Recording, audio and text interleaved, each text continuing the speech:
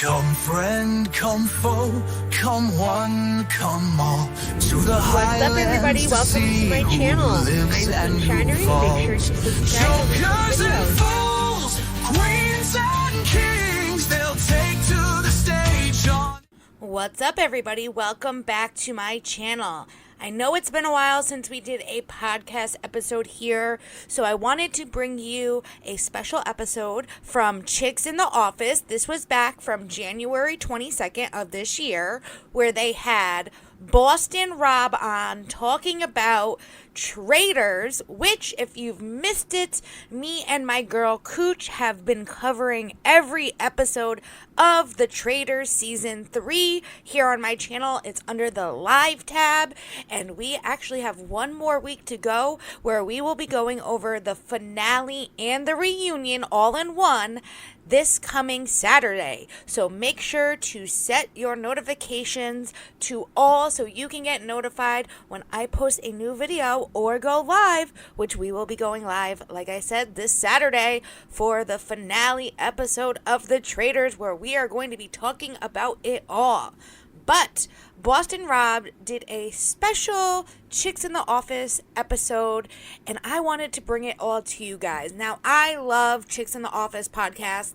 It is one of the podcasts that I listen to all the time. I love their takes on things, and they had Boston Rob on after he was eliminated from the Traitors.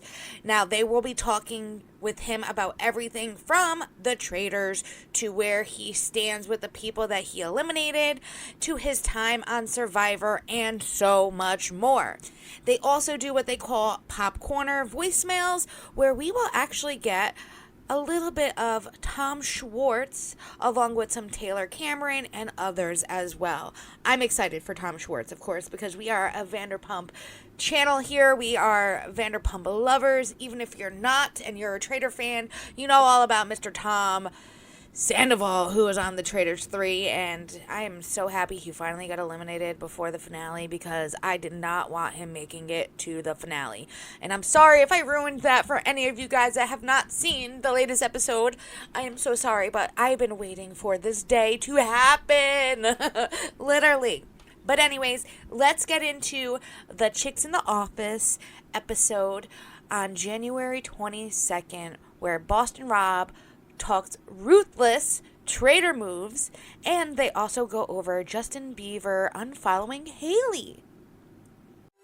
What's up, everyone? It's Chicks in the Office with Rhea and Fran, giving you that Friday energy on a Wednesday. Happy Wednesday, everybody. We have a great show for you today. For those who have been keeping up with Traitors, we have a big guest on today, Boston Rob. Also, if you're a Survivor fan, he was also on Deal or No Deal Island, hitting all the reality shows. He is on today's episode. Super, super excited to talk to him. We also have Popcorn, going to be taking your voicemails. But first, how are we doing on this lovely afternoon? It's wonderful. Besides, it's so cold. Are you getting like middle school vibes though when you step outside and like, you know, the snow is there and you know it's like a little dirty kind of, and you step outside and like just the smell in the air, it smells like middle school. What does that make you think of middle school? Like a snow day in middle school. Oh.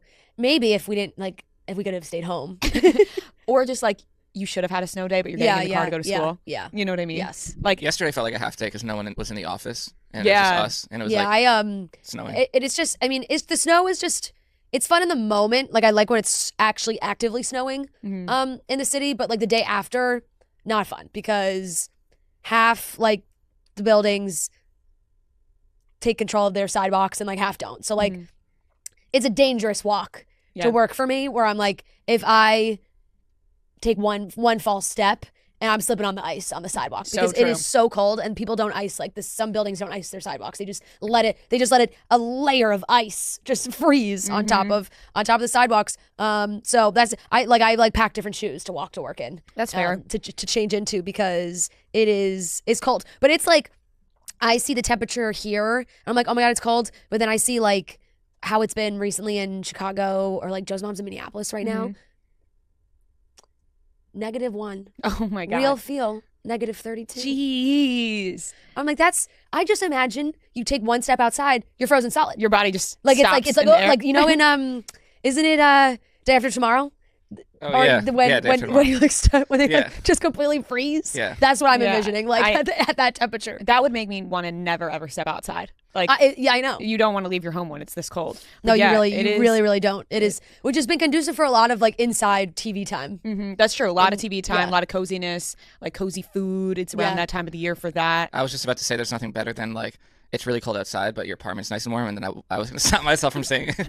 Because I don't have heat or hot water. Heat or hot water. Yeah, that's a thing that's continuing to just, happen. Yeah, I like. I mean, we have no choice but to laugh at this. That the coldest week of the year, I don't have heat or hot water. Still, since I'd be throwing a fucking fit. The heat hasn't been. Our heat hasn't worked since December, and they said that they had to order a part. And that it would take a while to come in, and for our apartment unit, like the heat works in the building. It's just our unit. There's a part in our unit where the heat doesn't work. They said they had to order a part. That was back in December. The part's still not here. They said it probably won't be fixed until like Valentine's Day. I'm like, Valentine's Day is gonna be like 45 degrees. At that point, I don't even need it. And the hot water in the building is still not working. There was a delay because of the holiday yesterday to fix it and get the part. I don't know. We haven't received an update. We haven't had hot water since Friday. It's Tuesday now, so we're sticking with the crazy, the ice cold. Showers. It's crazy. Coldest week of the year, but we're pushing through. Oh, wow. Like, I'm not that far away from New York City, and I know, like, the last week in January into February was literally the coldest it's been in a long time, which I'm a snow bunny. I love the snow. I love being in the snow. I love frolicking in it, all of that great stuff. But it was cold. It was gosh darn cold here. And like I said, I'm like an hour and a half away from the city. So I can only imagine how cold it was for them. And just the fact that she doesn't have heat in her apartment, let alone the hot water then went out and she hadn't had hot water since Friday and they're on Wednesday now. Oh my God, I would really kill somebody, literally, in Minecraft. Because that's like your only saving grace is like jumping in a nice hot shower to kind of just get your body into a nice temperature before you get into your like cozy pajamas and you get in bed, especially when you have no heat in your apartment either. I mean, granted, she probably has like heaters and things like that, but like not having heat since December, that's like a crime, I would think. I mean, when I rented an apartment and we even had no hot water for, I think it was 3 days. Like, the landlord made sure to call us every single day to make sure he updated us on the progress of what was happening.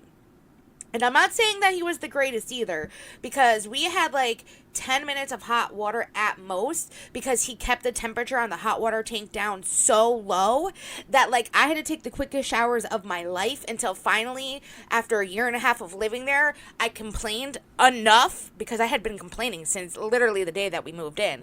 But that's a whole nother story. But I complained enough that like he went in the basement where he had locked that we couldn't get in there, and finally like upped it a little bit, because like the hot water was something included in our rent, so he didn't want it too high because then he would have to pay for it.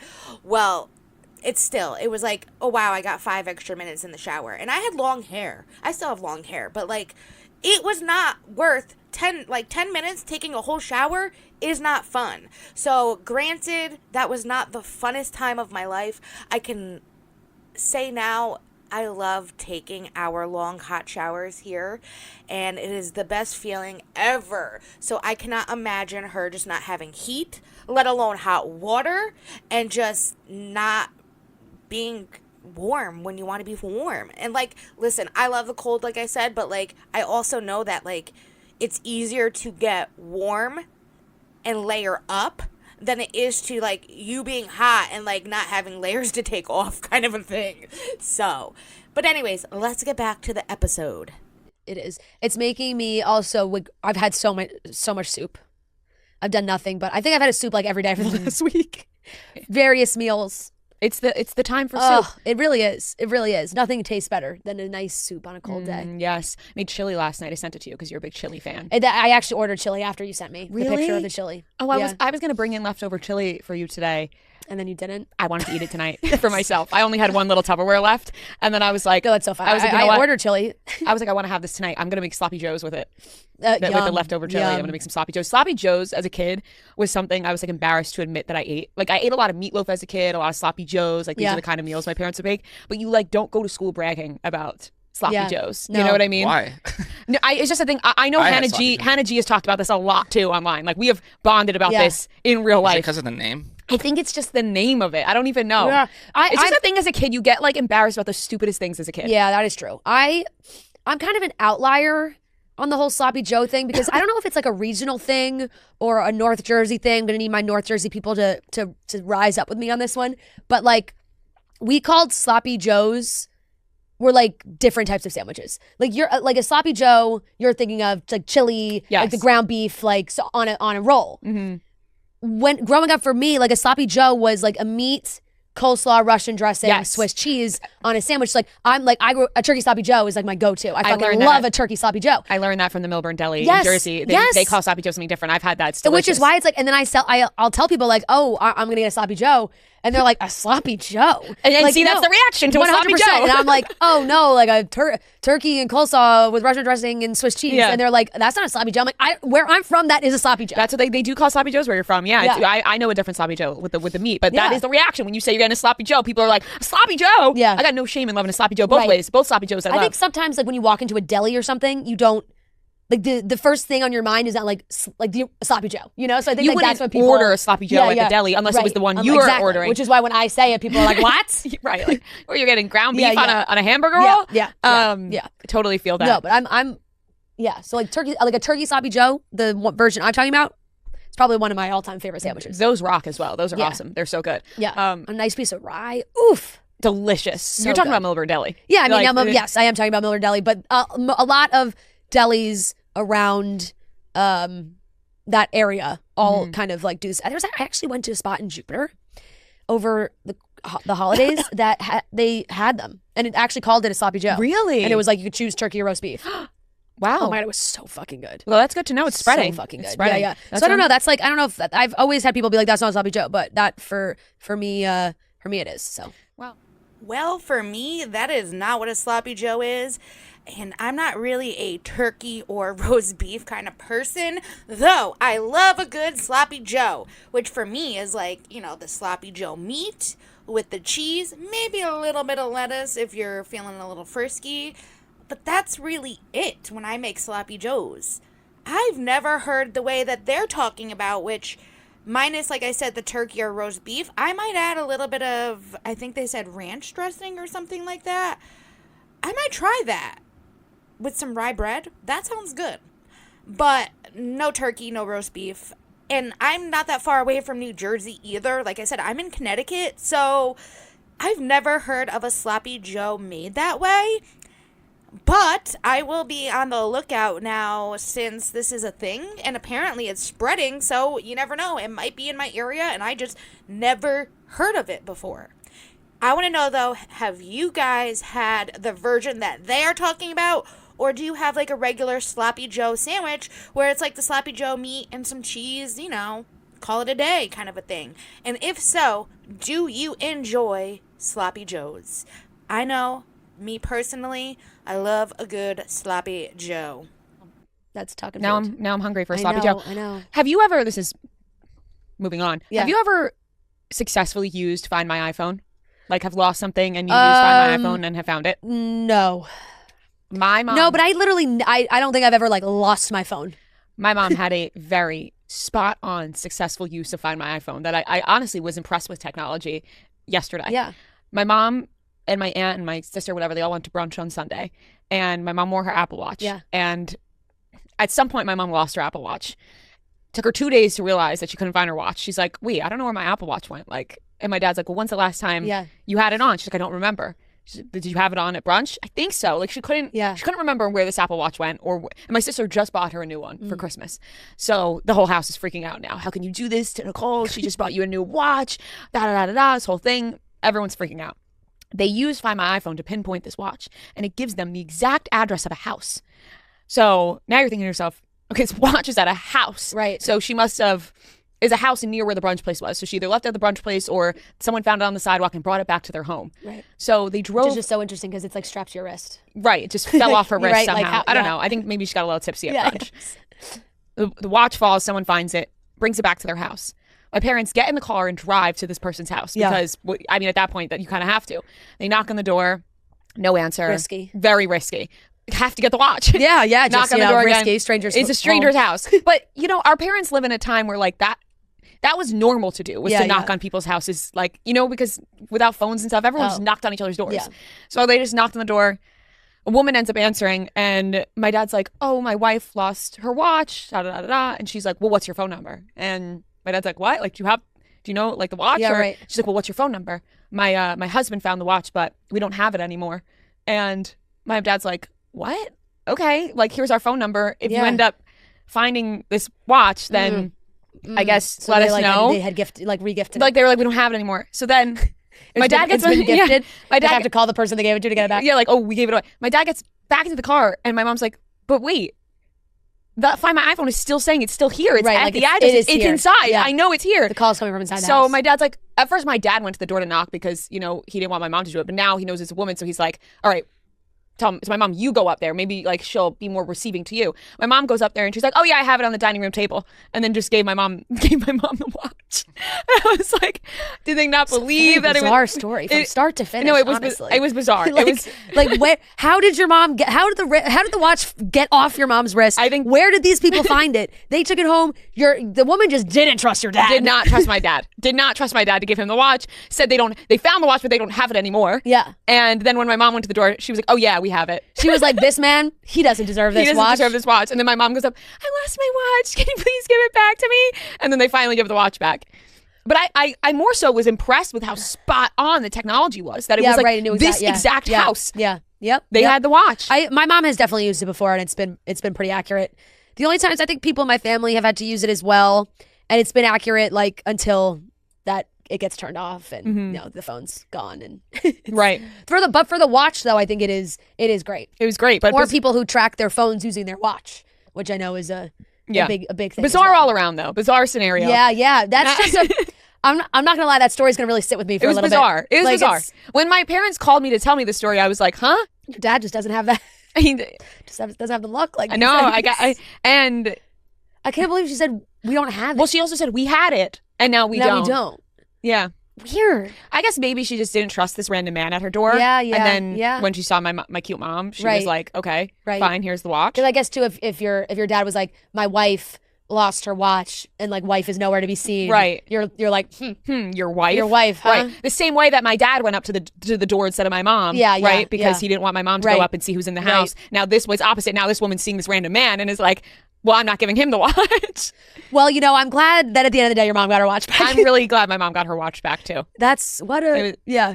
Is it Keep nice? that strap on tight. Yeah, she's got to lock that shit in a little bit more. We don't need Keep this. that strap on tight. We don't need this same Oh. scenario. I've actually heard similar stories about this, though I don't own an iPhone. My boyfriend actually is the iPhone owner in the house. I'm an Android user. But I have heard stories where, like, a kid's backpack got robbed and her iPad was in there along with her phone and things like that. And they were able to track the phone and the laptop to the person that robbed her's house, and they ended up calling the cops, and the cops ended up going with them, though they had gotten there before the cops, tried to get it back, but when the cops did show up like 5 minutes later, the person, you know, handed it over, though they also got arrested for robbing this girl in the meantime. But that is a very crazy situation, let alone then just going to the person's house by themselves and knocking on someone's door. Like they said, like back in the day, that was like something that people did. Like they didn't have cell phones, they just knocked on people's doors, and it was more like welcoming in the sense where like nowadays it's if you're knocking on my door and I don't know who the hell you are, like you better explain who you are before I even open my door, kind of a situation where like even my grandmother who's 96, like I always tell her, like if somebody knocks on your door, call me, because I live in the in-law apartment in the same house, just down down the hall, up the stairs kind of a situation in the in-law apartment. I will come down and go to the front door to make sure that I'm the one answering the door because I don't want her answering the door. And she doesn't understand why, because she's just so used to just being that friendly person to open the door, invite anyone into her home, and I'm like, you just can't do that nowadays anymore. Like, you don't know who's on the other side of that door. You don't know what their intentions are, and it's hard to explain that to somebody who's been like that their whole life, but she's gotten better with it, though she will still invite you in her home, ask if you want a cup of tea, a cup of coffee, and chat with you for hours. That's just who my grandmother is. I mean, I'm very similar to her, though I have a lot more cautiousness about me, especially in the times and days that we live in, and I just know that that's not as normal as it used to be. I've had situations too when I used to live with my parents where it was like 3 o'clock in the morning and we had some random drunk guy ringing our doorbell at 3 o'clock in the morning, and it was a scary situation that when we went to the door, thankfully, like, my dad had his permit, so, well, that's all I'll say there, but the guy was just like, oh, blah, I'm so drunk, and, like, he, like, face planted into the sidewalk and then started running off when he realized there was 2 men at the door. So you never know what you will entail. We did call the cops. The cops did find him in the soccer fields across the way, very drunk off of his ass, and hopefully he got the help that he needed that night. But you never know what is behind that door. So please be safe out there, everybody. But oh my God, make sure those Apple Watches and Fitbit watches are strapped on. I am curious how that watch got off her wrist too.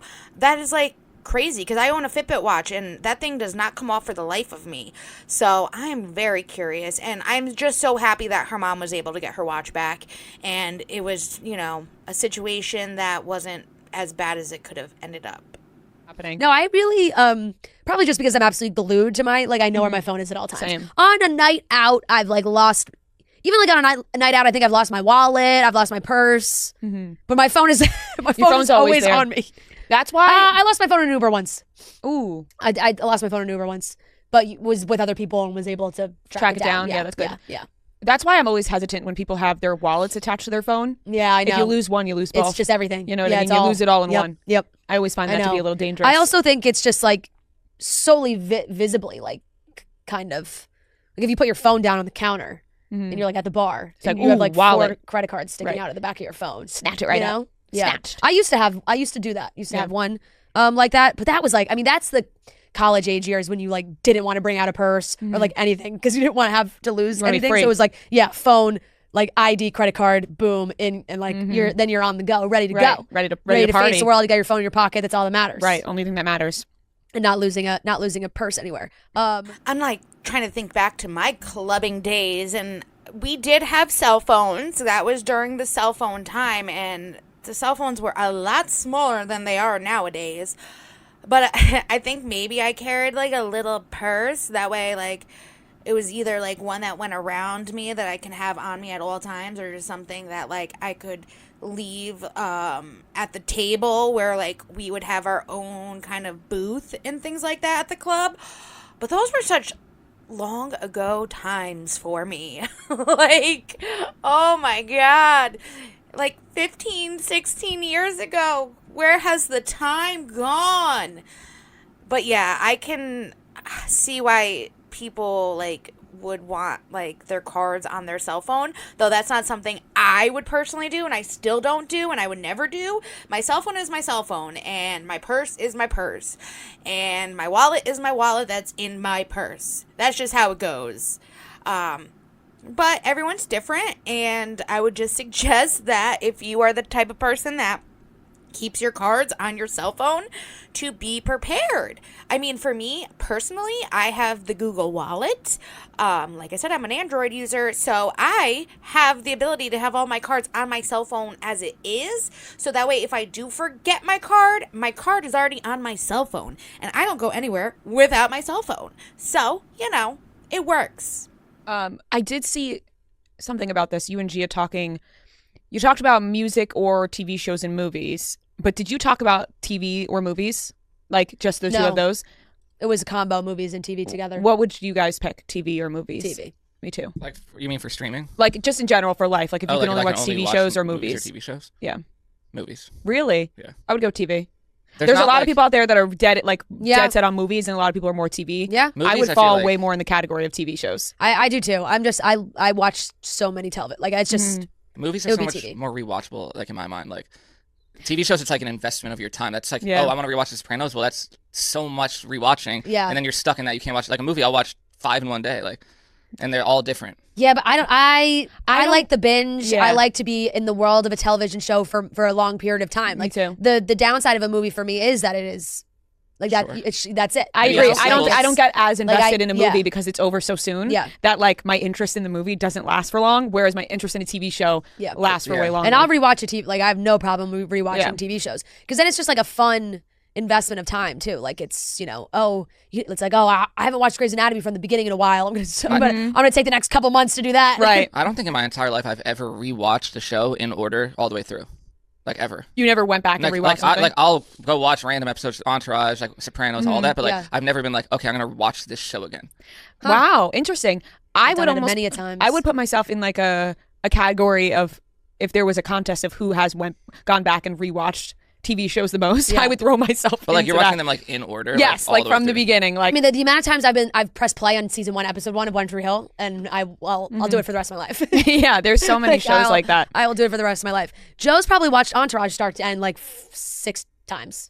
Yeah, Easily. I would put myself up there probably Maybe more than that. More than that. Yeah. Like My problem is it's like I'll try to watch it through, and then I'm like, I just want to see this one episode in season 3, and then I start bouncing around like because I know what's coming, and I'm like, Yeah. oh well, these episodes I don't like as much, so I'll skip these. See, I like the build up again when there's like when I know, like when I'm building up to the finale of a season where like maybe the in between episodes aren't as big, but I'm like, you got it. It's the build up to the payoff. anticipation for that big season finale that you're. I have to agree with the girlies on this one. I am more into TV shows than I am movies.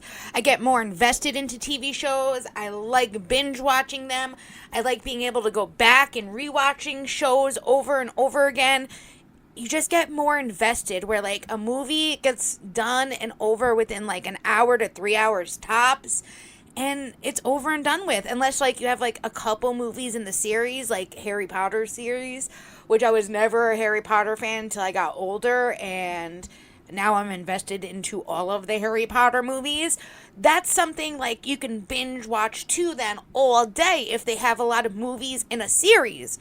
But you don't get many movies that are like that. So yes, it's good to watch a movie here and there, like, you know, cute little date night, and you have like your hour and a half movie. And, you know, it is what it is. But, like, we can also then do a whole day of just binge watching a TV series that we both love and enjoy and just spending that whole day together binge watching it. Like, I'm so more invested into TV shows. But I want to know what you guys are more invested in. TV shows or movies? I think I already know the answer because you're here on my channel and we are all about the Bravo sphere and we're into other TV shows as well. So I would suggest that you all are TV show people like I am, but I can't assume.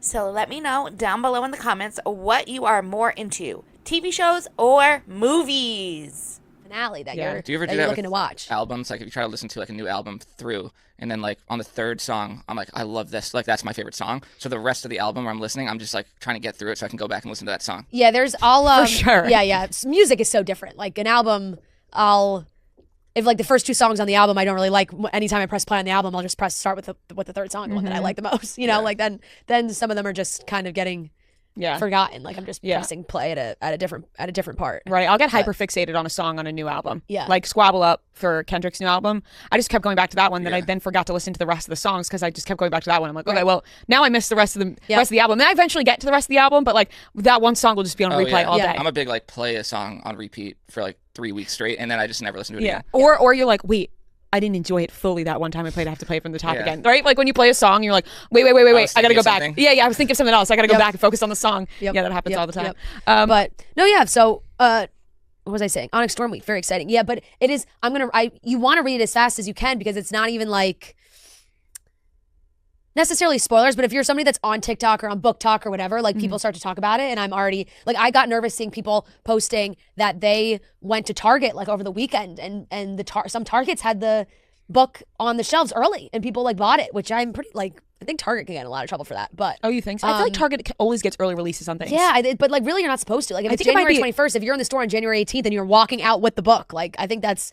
But I think Target gets these deals with people. It's like Taylor Swift always says. Yeah, Target. like I think Target just has deals, but not before the release date. Sometimes it'll be like early release at Target. But like Taylor will be like exclusive like Taylor's, Target. it's Taylor's. It's like here you get the special Pink album if you buy it in Target. Yeah, are you trying to get Target in trouble right now? No, but I this is also me going off of like people freaking out in the TikTok comments of them seeing that like the people are buying the book early and like being like, what the fuck, Target? Maybe Target had a deal. You never know. Yeah, but like if Target had a deal.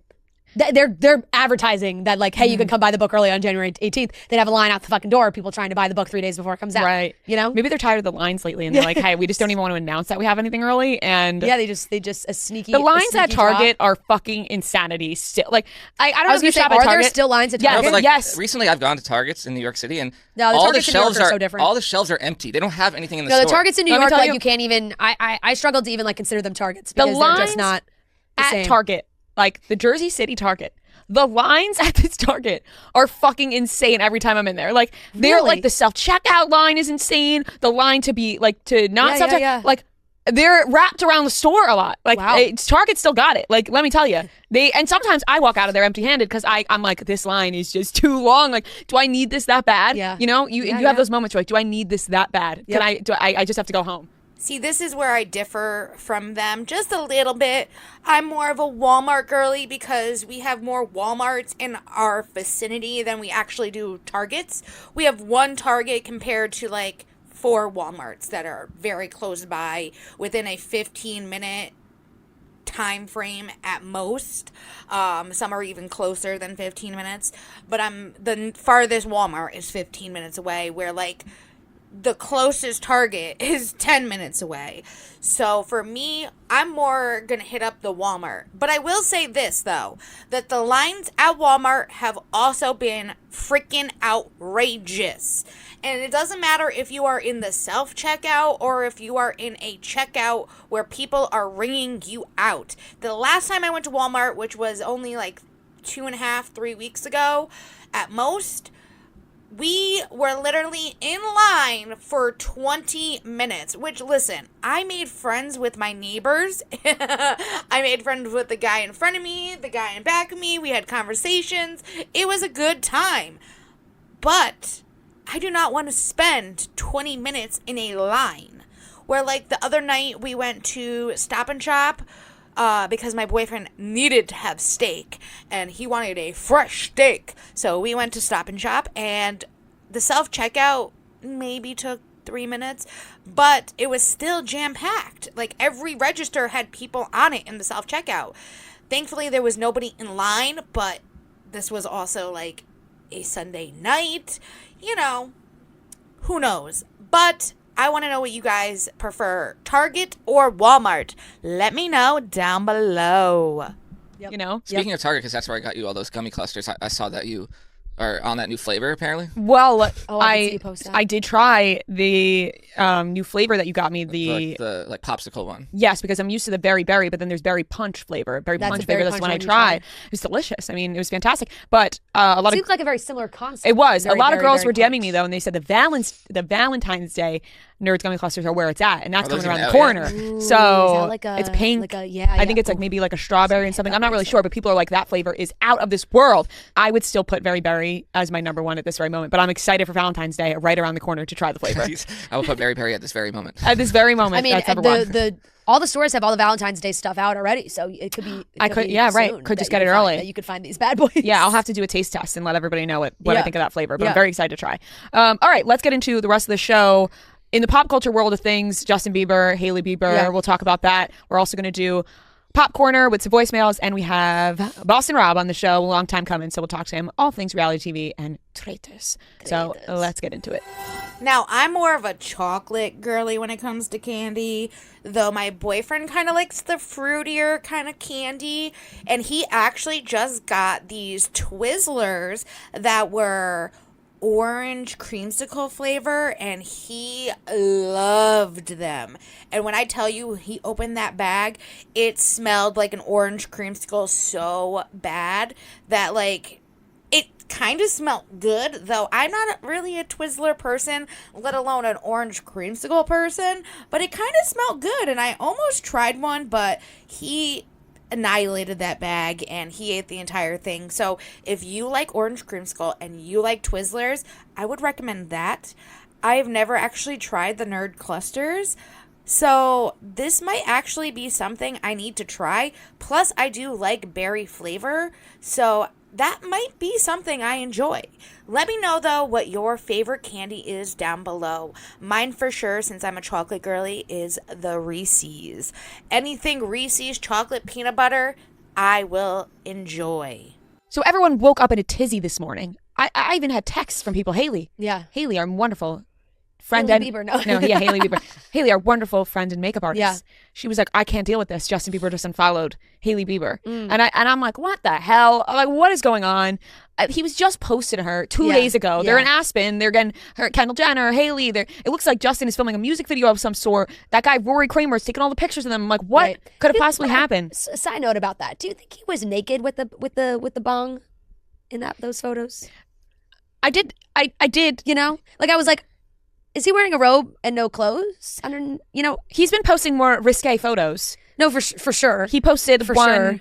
I mean, more than one. On his story. On Instagram in his boxers, and his But I'm like, boxers were all wet. It was the whole thing. You got pants on, bro? No, I think he's naked. I think he's doing naked cowboy. He's the naked cowboy You in got Times pants Square. on, bro? Or are you like a little tidy whitey action? Or I think he's prancing around in his boxers or his briefs, his white briefs. Yeah. And he's letting it fly on Instagram. But people noticed that he unfollowed Haley. Now, I don't even know how people find these things because you have to like. Either.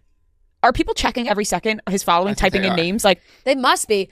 There must be some technology out there Selena. that people have to like set notifications. they have to. Like there because- has to be something. Because I don't know how you even find that. So, but people did. He unfollowed Haley, and that sent everyone like because of the rumors that had been going on. Right, and he's been unfollowing a lot of people that have been close to him in his life. And it's been weird, and there was a little back and forth with them on Instagram. People thought that they were like shading each other over Christmas and New Year's. They had these Instagram stories, and it looked like they were just sending subliminal. Why can I say the word subliminal messages back and forth between each other? And then they were fine. Then they were posting Right, that was together. like, Happy New Year. We're together. Wife, yeah. Love my wife. Couldn't love this woman more. Yeah. Da da da da. That was like 2 days ago. This happens, and he posts on his story. Someone went on my account and unfollowed my wife. Shit is getting sus out here. Like, what?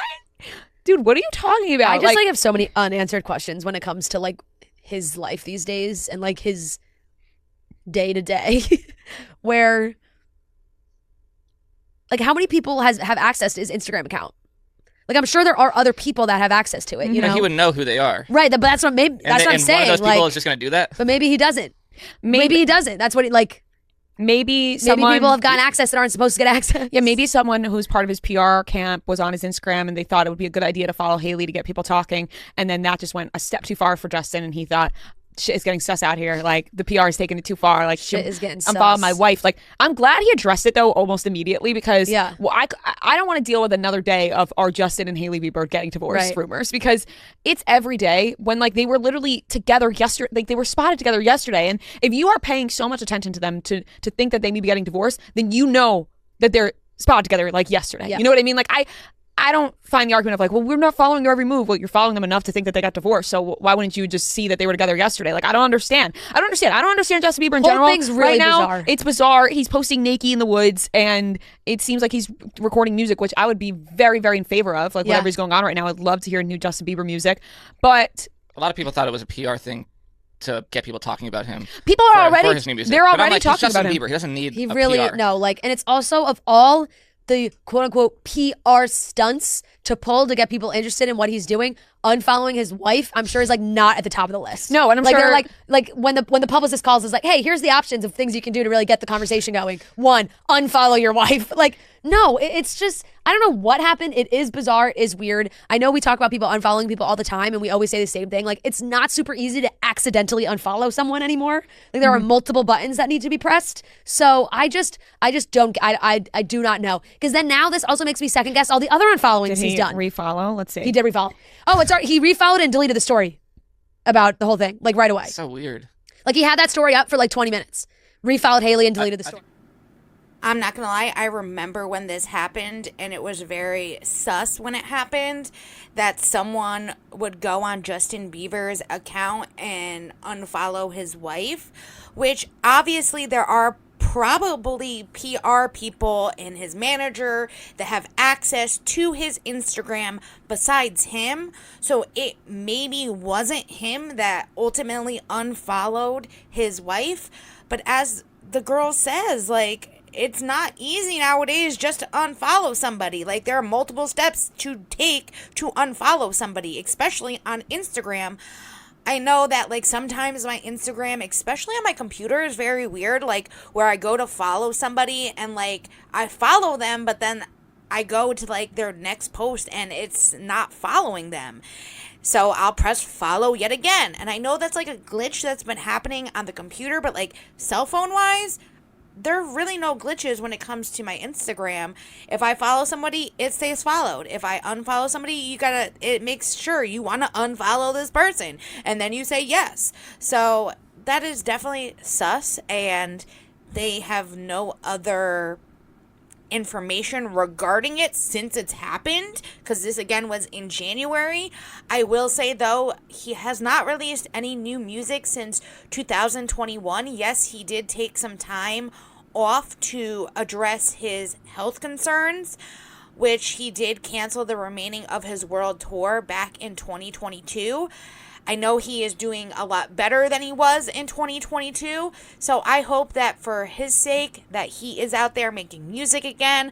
I'm not a huge Justin Bieber fan, but I know there are plenty of Justin Bieber fans out there, so for you guys, I am all down for it, and I hope that he's doing well, especially with the new baby and all of that. Like, it just was so weird that someone would unfollow his wife on Instagram. He did immediately address it, and once it was addressed, he then deleted that Instagram story. So I'm taking it as it was nothing major, though of course there are people that watch these celebrities like a freaking hawk and noticed it immediately, and of course they're going to ask questions. There was a lot of people on Twitter just going crazy that this happened. So it is what it is. I'm happy that, it was nothing crazy, because there has been a lot of speculations about them getting divorced, and it's always been a rumor, and especially with the Selena Hailey Bieber drama that happened, it's just a never-ending battle for this couple, and I feel so bad for them, because honestly, I think their love is something that is true and authentic, and when you have a lot of eyes on a relationship like that, it can cause issues, but they do not let these issues tear them down, and that is all that matters. What do you guys think about this? Were you upset when you saw that Justin unfollowed his wife? Do you think it was a PR stunt? Let me know down below. A lot of other people think that he's also just trolling people.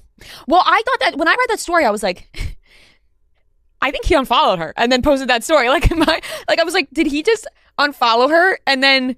Oh, it's an inside. It's like because everybody's been making so much noise about all the people that he's been unfollowing that it's like, oh, I'll unfollow Haley and then refollow. I couldn't even tell you why I think he did. Yeah. I don't even know why he went through the steps really of doing none that. of them make any logical sense. Nothing makes sense to me besides him just being like a prankster. Like, I just see all these pictures and videos of Justin Bieber. I'm like, what is he doing right now? He's living in the woods.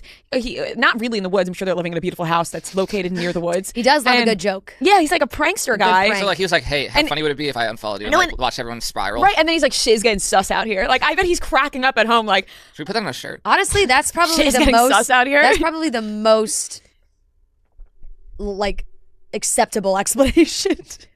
None of it makes sense. Unless, because he wasn't like, I got hacked. Like, if he got hacked, they would be posting things. I think the shit is getting sus out here softened. Like, if it was just the first part, then people would be questioning it more, but it's like, oh, that's funny. Well, he's like, damn, shit's getting sus out here. Like, maybe he's just trying to build up this new music. Like, shit's getting sus out here. Can you guys smell it? Can you smell that new music? A song on the new album? Shit's getting sus out here. Damn, shit is getting sus out here. Out in Aspen, unfollowing my wife on Instagram. I mean, Justin Maybe, Bieber, noted lyrical genius, so I would not be surprised. My wife on Instagram. If those were the lyrics. Out in Aspen, with my white boxer briefs on, smoking a bong on. He's, I don't know, sitting by the fireplace, eating fondue. Yeah, that's where I was headed there. You never know with Justin. No. You really don't. And I feel like maybe it is because it's been, for the last 2 weeks, it really has been like, oh, Justin Bieber unfollowed Scooter. Justin Bieber unfollowed Allison. Justin Bieber unfollowed the other Usher. Like, there's been a bunch that it's like, so maybe he's like, in his own mind, he's going, Justin Bieber unfollowed Haley. Oh, shit's getting sus out here, boys. Yeah, shit wasn't sus when he unfollowed all those people. Yeah. That was real. Damn, that was one too far for him. Yeah. Shit is getting sus out here, boys. Yeah. Out here in Aspen. Wow. I'm out here in Aspen. Yeah, no, she's not on Shit here is too. getting sus. Wow, Justin Bieber follows Andrew Spencer on Instagram. I did notice that. Sarah and Maddie said the same thing. In the midst of all of this. In the midst of all this, that's what I've noticed because I've just clicked on his following. I mean, good for him. Andrew is very funny. Should we text him and say, why does Justin Bieber follow you on Instagram? Like, Andrew's just be like, you must really like my vids or something. The next headline, Justin Bieber unfollows. Yeah, once you say this, he'll unfollow. Just like, didn't know he followed him. I'm following this random guy from The Bachelorette. Shit's getting sus out here. When isn't shit getting sus out here? I mean, lately, so much has been sus, it's not even funny. Like, all of this P. Diddy stuff is very sus. And just the fact that there's all this hidden stuff that's been going on for years after years after years is very sus. But I will say, I did have to look up who Andrew Spencer was. I'm not a Bachelorette fan, so I didn't realize that he was somebody on The Bachelorette. Though, I will say, I love my girl Gabby, and she has been killing it on the Traitors, and I would totally watch her season of The Bachelorette just because I love Miss Gabby. But I want to know if you guys would like to see Andrew Spencer as somebody on The Traitors. Let me know down below. Damn, they took it too far this time. Yep. I don't watch this damn show. I follow Greg, not Andrew. That is actually so funny. Damn. You can't. You know what's weird is that you really can't see. Like, I wish Instagram kept it all. Where if you look at somebody's following, it's like all the people that you follow are at the top. Because now there's like there'll be a bunch. Like, there'll be a good group, but then like if you keep scrolling, the rest are like really spread out, which is annoying. Why not tell me all the people that we both follow? You know, at the top together. Like, their updates have been awful lately. Yeah, I'm not gonna lie. I'm not opposed to the rectangular grid posts. Why do they have to uncenter I like that. the top? But the uncentering the top is really, really threw me off. There's just a blank space. It's like there's no. I don't know what that empty space is now. Like, and especially if you have a short, like, name, or if it's just so weird to look at now. Shit's getting sus out here. Yeah. I texted Andrew. I said, hi. We're talking on Chicks in the Office. We have a serious question. Why does Justin Bieber follow you on Instagram? And did you know this? Yeah. He's typing. I mean, he had to have known this. Oh my God.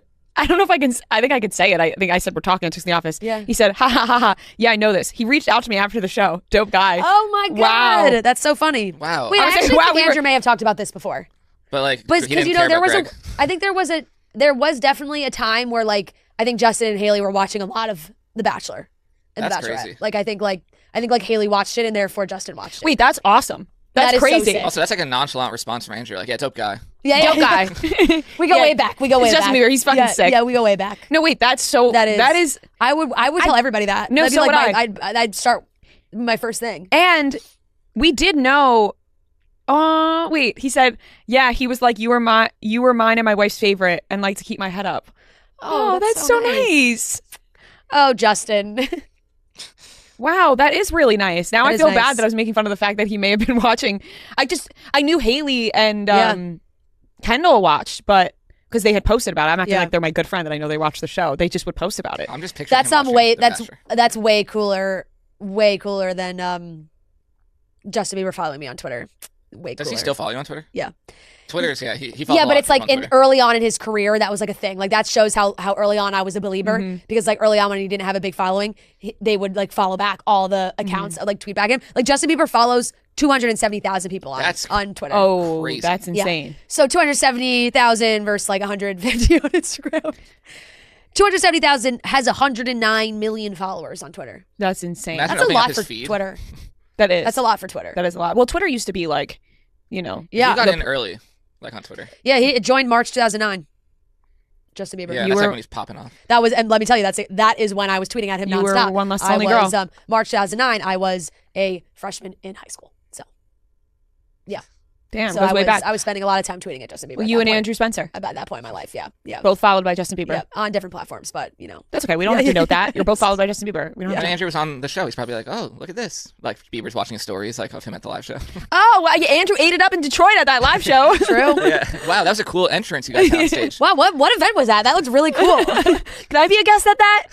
Damn. Oh wait, that's the girl who said she hated my last album. That's so interesting. I wonder if he if I was Andrew and I knew that Justin Bieber followed me, I would scroll through every single story I've posted to like see who's viewed my story to see if he sees like what I'm posting. Oh, I he'd feel be like at the top of the I list. would be looking every single time I posted a story. Don't you think his name would be right It at would the top definitely be though? at the top. Why?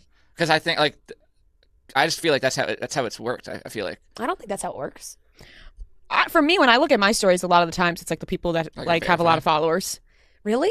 No big deal. But that time that John Mayer looked at Chicks in the Office, that's why I saw him because he was Yeah, on the usually top the of people like they Yeah. pop up at the top. They'll kind go. of. I think the way it works is like you'll see them at the top, and then maybe like an hour later they switch it, so then you don't see that. Yeah, or maybe it changes. I mean, mine don't do that.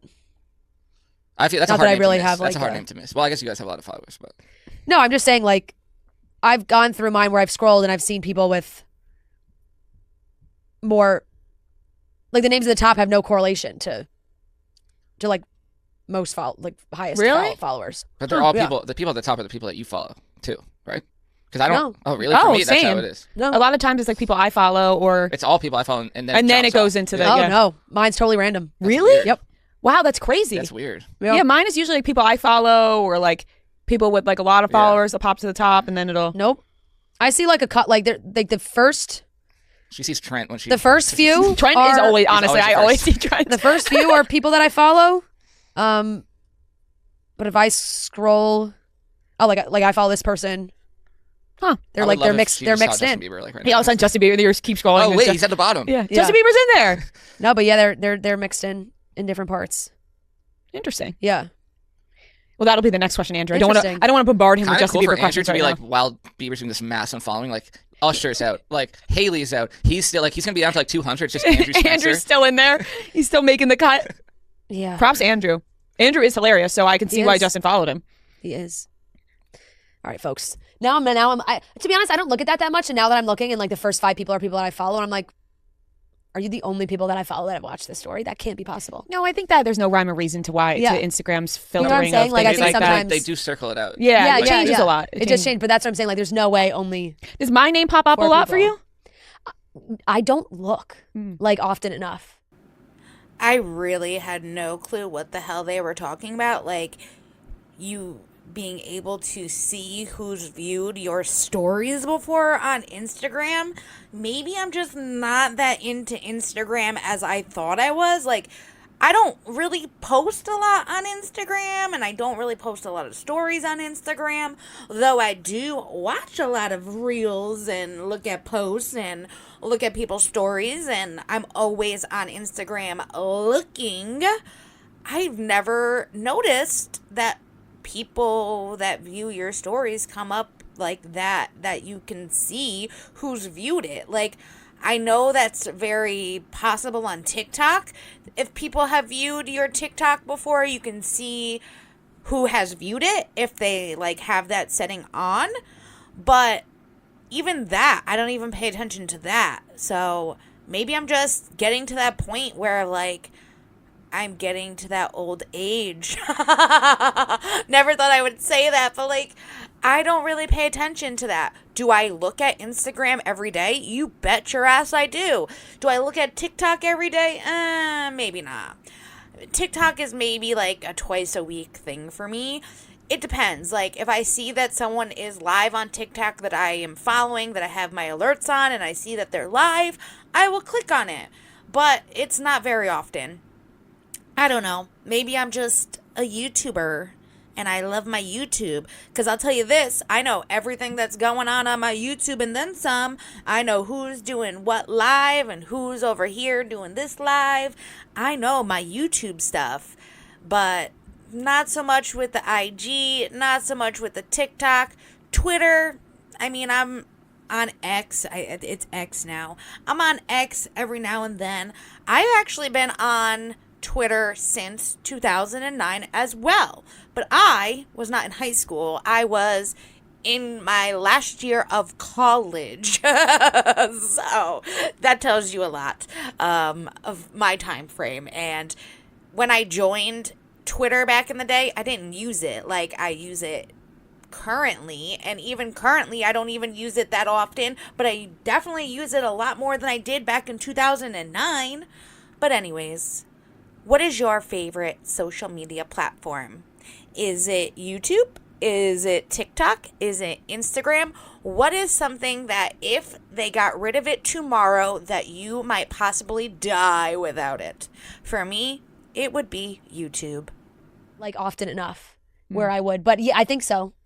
But like it's like in the it just I guess really it depends on like the your time. name, Noah's name, like you guys It will pop depends on up. the time. Like I'll see, like even if I don't click to see who viewed it, your little pictures pop up in the corner. You know what I mean? Yes, your picture pops up. But I also think because Instagram strategically places people, like if you post a story, you're Like in your my algorithm. first circle. Yeah. Like you're my first circle that shows up. So like I'm watching fast because you're my first circle. Sometimes I click people's circles alarmingly No, I know, fast. same. And if I click someone's circle and it says like 20 seconds ago, Yeah. I am like, oh, It's and the worst I got to one. be honest, it happens The worst a one lot. is as a few seconds. Sometimes it says a few. It's like their seconds. finger is still on the like Right, press right. button. It hasn't even loaded for them yet, Yeah. and I'm watching. Like I watch stories sometimes Right. just embarrassingly fast. You know, like when you post a story and then or if something's wrong or something and you panic, but you have to wait for it to finish uploading and then delete it. Yeah. Like, and there's like two people who have seen it. Like I'm like the second Oh, person. I I've always seen it for respond. sure. I I've seen the Even though it's- mistake. even though it's been deleted within 15 seconds. I always Sure. respond to them being like, I like the one with the typo better. Yeah. Oh my God, Noah. Don't be that guy. Yeah. Damn, why'd you delete this? Damn, you saw that insane typo you made? Why'd you delete? I'm Damn. like, yeah, I like Oh, the placement of man. the text on the first one better. Yeah. Smaller. Oh man. Oh Man. shit. I don't know what Justin Bieber's doing online though. No, like shit's getting sus. Yeah, shit is getting sus out here. Yeah, and right, to just end that conversation. Honestly, shit we is getting should sus. just keep that motto for like all of social media for the year. Like Yeah. TikTok, Instagram, whatever. Like shit is getting sus Right. out here. If you make a mistake, on Instagram Yeah. or TikTok or whatever, and you maybe posted something you didn't think you should have or whatever. Yeah. I don't know, guys. Someone No, did that. seriously. Shit's getting sus out Shit's here. getting sus. Who knows what you're viewing? Like algorithms getting sus. Yeah, I don't algorithms know. I don't know. sus. Everything's getting Everything's a sus. little sus right now. It's getting sus out here.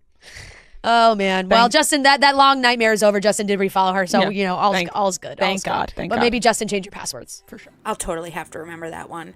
I don't know who is on my account, but shit's getting sus out here. Just the shit's getting sus out here is going to be the line for this year. Literally. For 2025. Shit is getting sus out here, people. It is sus. But anyways, let's get into their pop corner before we get into their interview with Mr. Boston Rob, which we are all here for. I am totally excited. Are you? All right, welcome back to the Pop Corner, where we're going to be taking your voicemails, things you want to talk about in the pop culture world, questions for us in general. Let's get into it. Hi, this is Rachel from Wisconsin. Sorry if you talked about this on the Weekly Watch Report. I haven't listened to this week's episode yet, but my hot take and just like what I'm wondering on what you two think is I just don't think the Traitors they picked out for this season of Traitors are that good. And so I'm very curious to see how the rest of the season goes because I feel like they're already on to most of them. And so are we going to be recruiting more traitors? Like, is it just going to be a bunch of faithfuls at the end thinking someone else is a traitor? Like, where's the show going to go from here? So just wondering what your thoughts are. And I guess who would you have loved to see as a traitor? Personally, I would have loved to see Gabby as a traitor, and I hope they recruit her. Okay, have a great day. Thanks. Bye.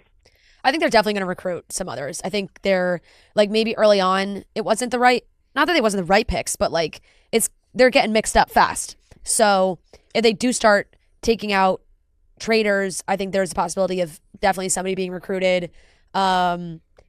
But I'm totally fine with it. It's like mix it up. Last season I felt like they were not onto them at all for like a while. Right. I also feel like it's hard to know whether or not you're picking good traitors. Yeah. You don't know until you give them the task and watch them do it, right? It's Right. like that's why they pick them. You know what I Yep. mean? Like you really don't know until it happens. So I don't know if we can necessarily say that they were bad at picking or if these traitors are just not so good at being a traitor and, Yeah. hiding themselves. I think I would have liked to have seen one of the Bravo people be a traitor, one of the housewives. Like I think like even though Dolores is like such a faithful, I think she would have been a good traitor. I think so too. I would have liked to seen Ciara as a traitor just to give her more shine in the show. I think they're already on to her. Like they were on to her. They thought she was a traitor. She's not. But I think it would have been interesting to watch her be one, just because I feel like she hasn't been on reality shows in the past like this, like a game show type. That it would have been interesting to see her in that role. They have Boston Rob as a traitor, but then last year they also had Parvati as a traitor. So I'm like, if you watch the show, would you maybe be onto the fact that they're just having the surviving people be the traitors too? Like I saw people on TikTok say that. I'm shocked that they made Boston Rob the traitor after making Parvati a traitor, when Boston Rob and Parvati are both known as like survivor legends / you either love them or maybe you just like the way they play their game, but both in the same category. Right. And that I saw the TikTok I saw was like, oh, if these faithfuls thought about it, they've had a survivor as a traitor for both seasons. They've already eliminated 2 survivors and they were both faithfuls. So the odds of like Rob or Carolyn being a traitor is like what you would think would be really high, but I don't know how much research everybody's really doing before going into it to be like, I know exactly how like this season went and that season went. Probably Dylan Efron. I don't know how. They're just excited to get asked to be on the show. And then they're like, oh, whatever happens. Yeah. So, as someone that's not really a Survivor watcher or a Big Brother watcher, I was not really privy to these people that came in, like Boston Rob and Carolyn and even Danielle. So I would not pick them as traitors just because I don't know them. I also will say this. We do know that they have said that these people that go into the traitors, they don't know who they're going to be on the show with until they are there. So they can't do the research beforehand unless they are watching the show, like how Dylan Efron is a huge Survivor watcher, Big Brother watcher. He knows the people, he knows the players just from watching the show. So unless you watch these shows, you will not know until you're there who you are with, and if you have an inkling of them and what their past seasons have been on these shows are anything like. So they're only basically going off of what they know about these people based on what they're going into the game and then seeing who's with them and knowing them from either watching the show or not. Kind of like what some of us do. I went into Traitors 3 knowing a lot of the Bravo people, but not knowing any of the Survivor and Big Brother or Bachelorette people. Though my co-host that does the live with me, she is more of a Big Brother Survivor person. She does watch some Housewives, but I'm more of the Bravo person. She's more of the Big Brother NBC Survivor people, and she knew them and I knew the Bravo people, so it worked out very well because I based a lot of my knowledge on what she knew, and that's how I started off this game, was what she knew about these people, how she felt about what she's seen from past seasons of watching them, and thinking, okay, well, I can see them being a good traitor because of what she's told me about them. But this is how we get to watch the game. They go into it not knowing who is going to be their competition until they are there. So like I said, unless they know from watching, they're not going to know if these people are going to be good traitors or faithfuls. I would say if you know that you're going to be on the Traitors, to do your homework. Watch some seasons of Big Brother. Watch some seasons of Survivor.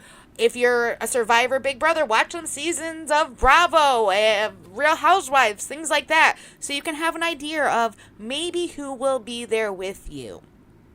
I will say, though, I think that Boston Rob was a great traitor. I also believe that though Danielle wasn't really playing the game like I would like her to, she made a good traitor. For the most part, she went undetected for a long time. We're going to have to see it this last episode. I'm not going to give away any juicy details to it if you have not seen it yet. But if you missed my recap with my friend Cooch, go check it out here under the live tab on my channel. We recapped episode 10 this Saturday, and man, was it a juicy cliffhanger that they left us on.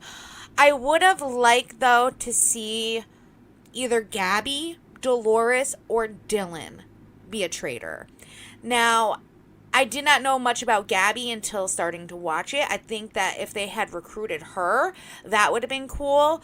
I also felt like when it was down to the two girls, Danielle and Carolyn, that they should have recruited a guy. And I even said that during my live because they were already on this kick that the traitors had to be women.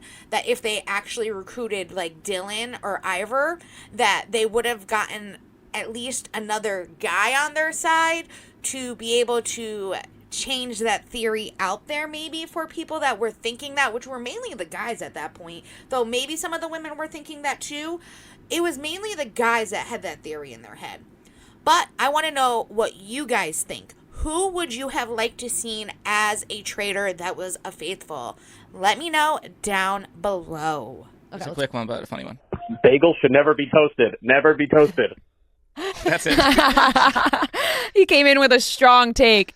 Bagels should never be toasted. Should never be toasted. I disagree. Yes, I disagree with that. I think, listen, if you get a fresh bagel that is warm and just coming like right out and it's hot and you could just spread that butter or cream cheese right on, you want to keep it simple, and you got that fluffy bagel, then no toasted needed. Totally. But if you're picking up a dozen bagels from the store and, maybe it's I'm thinking sleepover vibes, right? Yeah. Or, whatever. You're picking up a dozen bagels, that shit's got to be toasted. Yeah. It's making it when it's cold and it's making its way from the store to the car to home. You wait a little bit. You got to toast the bagel. I think it's depending when the bagel happens. I just took too big of a breath and choked on air. Are you okay? That's just what just happened to me. I brought in too much. Yeah, I'm okay, but it made my throat a little itchy. Whoa. I could not agree more. A fresh bagel, 100%. If I'm going to the bagel store Saturday morning, walking in, ordering a bagel, I do not get my bagel toasted. I know that there are some people that must have their bagel toasted. I do not. But if it's a day old, 2 days old, you're pulling out the bagel from the pantry that you bought a couple days before, I'm throwing that in the toaster. Right. It depends on what it is. Right. I feel like if he's arguing that if you're going to the store and getting a bagel, never get it toasted, I could see that. And you're eating it right away. Yeah. But just in general, there are times when bagels need to be toasted. For sure. But the bagels I made the other day, I did not I didn't take them out of the oven and then toast them. No. They were fluffy they're and warm, delicious. beautiful bagels out of the oven. Right. Well, damn, girl. I can't recall the last time I went to a bagel shop and got a fresh bagel that didn't need to be toasted. I always get my bagels toasted. I mainly go to Dunkin' Donuts. So yes, even though Dunkin' Donuts bagels are fresh, they have to be toasted. Especially by the time I get back to the office or school or get back to my house, the bagel needs to be toasted with either regular cream cheese, or if it's a plain bagel, I get strawberry cream cheese. Now, I normally also get bagels that we have here at the house. Those usually go in the fridge so that way they can stay longer, better. Listen, Grandma's crazy theory, she taught me this, to put the bread and the bagels in the fridge, and I've been doing it ever since, and it works. But because they're in the fridge, they definitely need to be toasted, and I am obsessed with the whipped cream cheese. That is my new thing now, is whipped cream cheese. It is the bomb diggity. If you've never tried it, you are missing out. But I'm a toasted bagel girly all the way. What are you guys?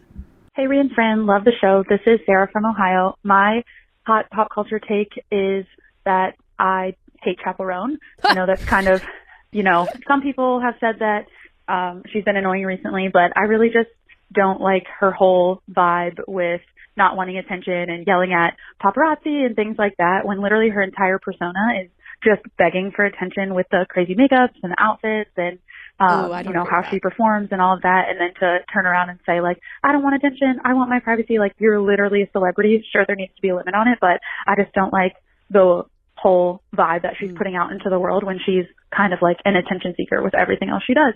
Anyways, love the show. Thanks for letting me be a hater. Always appreciate the hate. I will say I'm fine with her saying she just doesn't like her vibe and everything. But I don't agree with like, oh, she's asking for the attention because of what she wears and the makeup and everything. Like that's just her style and her like expressing who exactly. she is. That's self-expression. That's her as an artist. That's like how she feels comfortable. That's like the persona.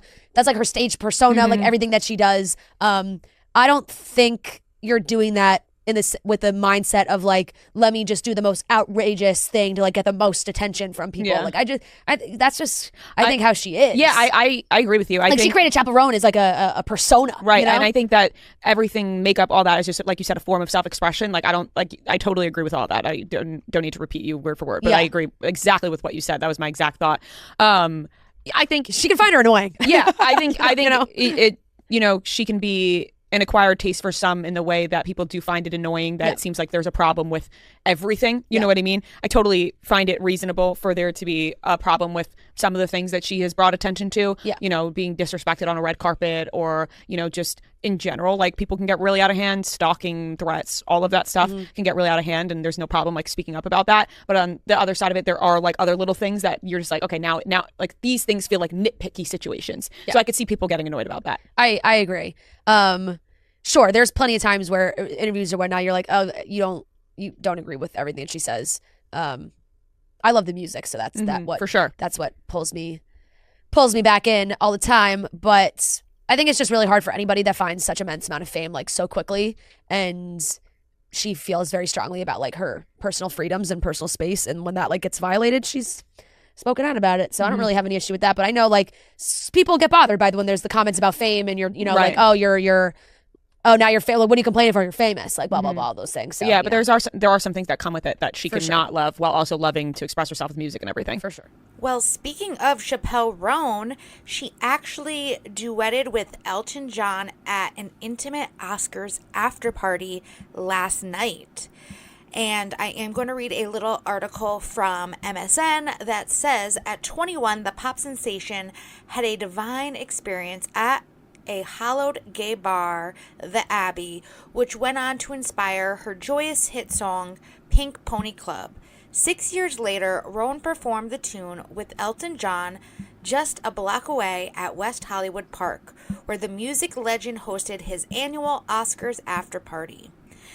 Donning a sparkly pink cowboy hat with silver fringe, John helped close out the night as he danced and sung the queer anthem on stage with Roan.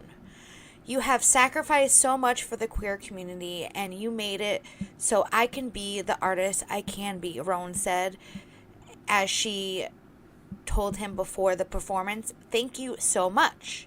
And he, of course, said, "You're the best, babe. Thank you for doing this."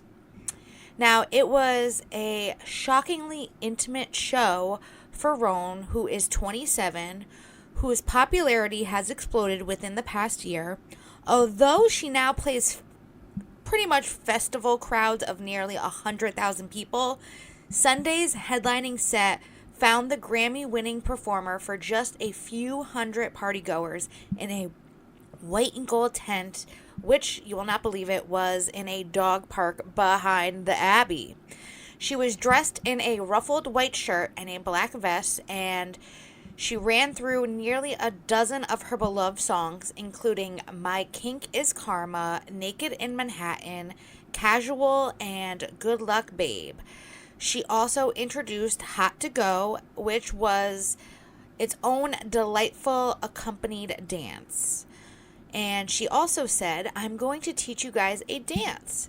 I know some of you are wearing strapless little gowns, so if I tell you to raise your arms and a little nip slips happen, good, free the nip. It's Elton John's party. We can do that here."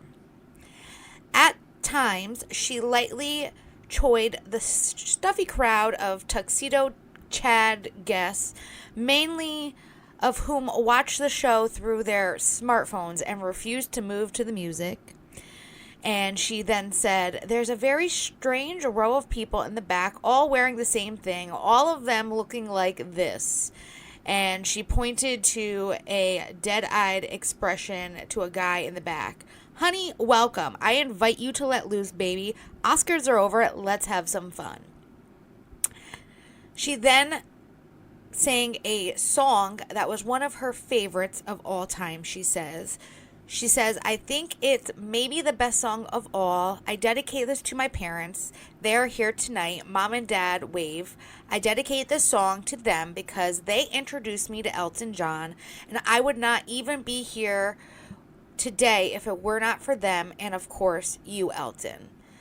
She, of course, had to sing the 1970 ballad, Your Song, which is one of my favorite Elton John songs.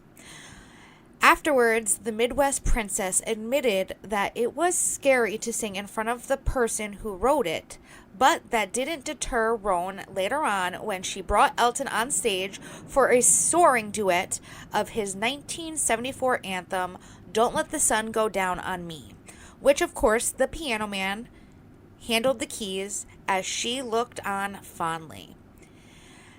At the start of the evening, John, 77, told the crowd how he fell in love with RHONY and her music. She's so kind and amazingly agreed to do this, John said. She's one of the biggest stars in the world right now. She's not only speaking with her voice on stage, but off stage too. So it's my honor and privilege to welcome her to the stage. Now, I personally had no clue who Chappelle Roan was until, honestly, watching the Oscars last night and the after party and all of that good stuff. And then, of course, here we are doing the podcast, and they're speaking about Chappelle Roan, of course.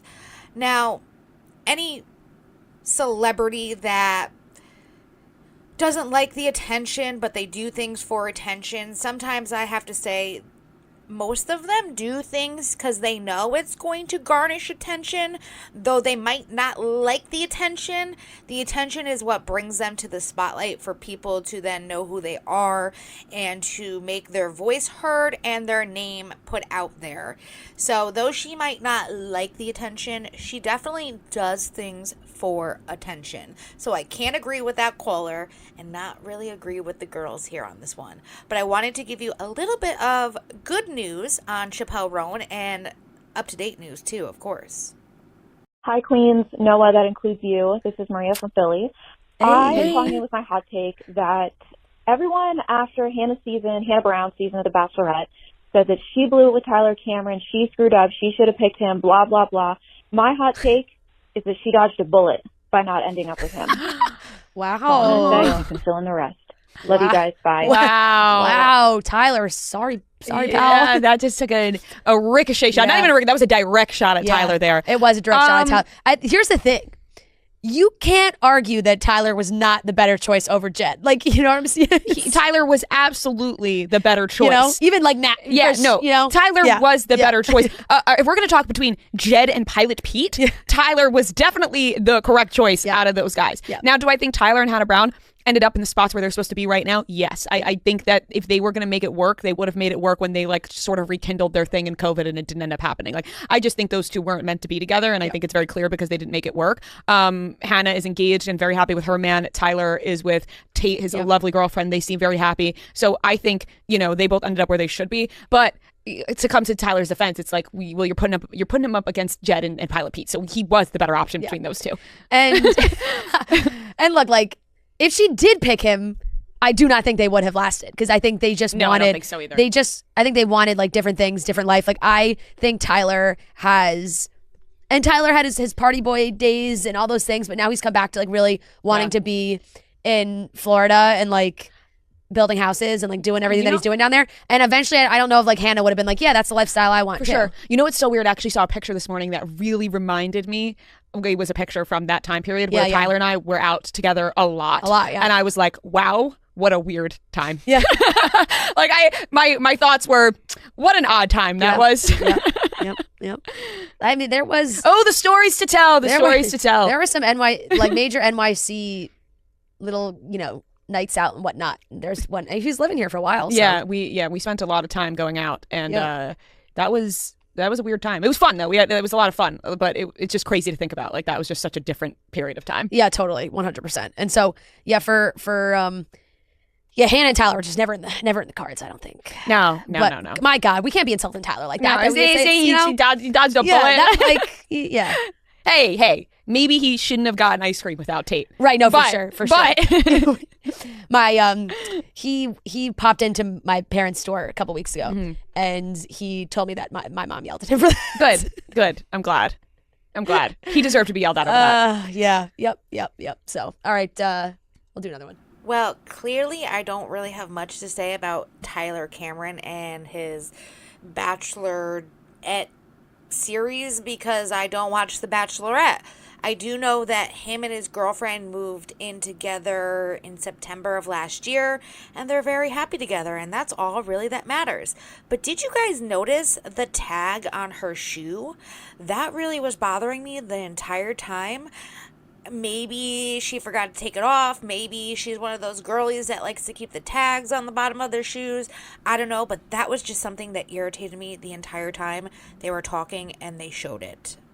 Hey, Ray and Fran, I have a hot take that I just kind of need to rant about. It doesn't really revolve around anything pop culture, but I hate when people include their pregnancy tests in a pregnancy announcement. No one wants to see your pee stick. Sure as hell don't hand me your pee stick. There are so many cute ways to announce it, just leave the pee stick out of it. I know obviously you're not peeing on the whole thing, but nobody shoots 100% on those things. There's so many other cute ways that you can do this. Let's just agree to leave the pee sticks out of it. That's all. I've never really thought about that, but she makes a very valid point. It is valid. I've never thought about it either. I've never looked at a pregnancy test posted by somebody and gone, they peed on that thing. And you think, oh God, her hand's covered in pee. Yeah, no, I never thought about that until now. I will. Now every post I see with a pregnancy test in it, I will be thinking of that. I going wonder forward. if this is, and this is just a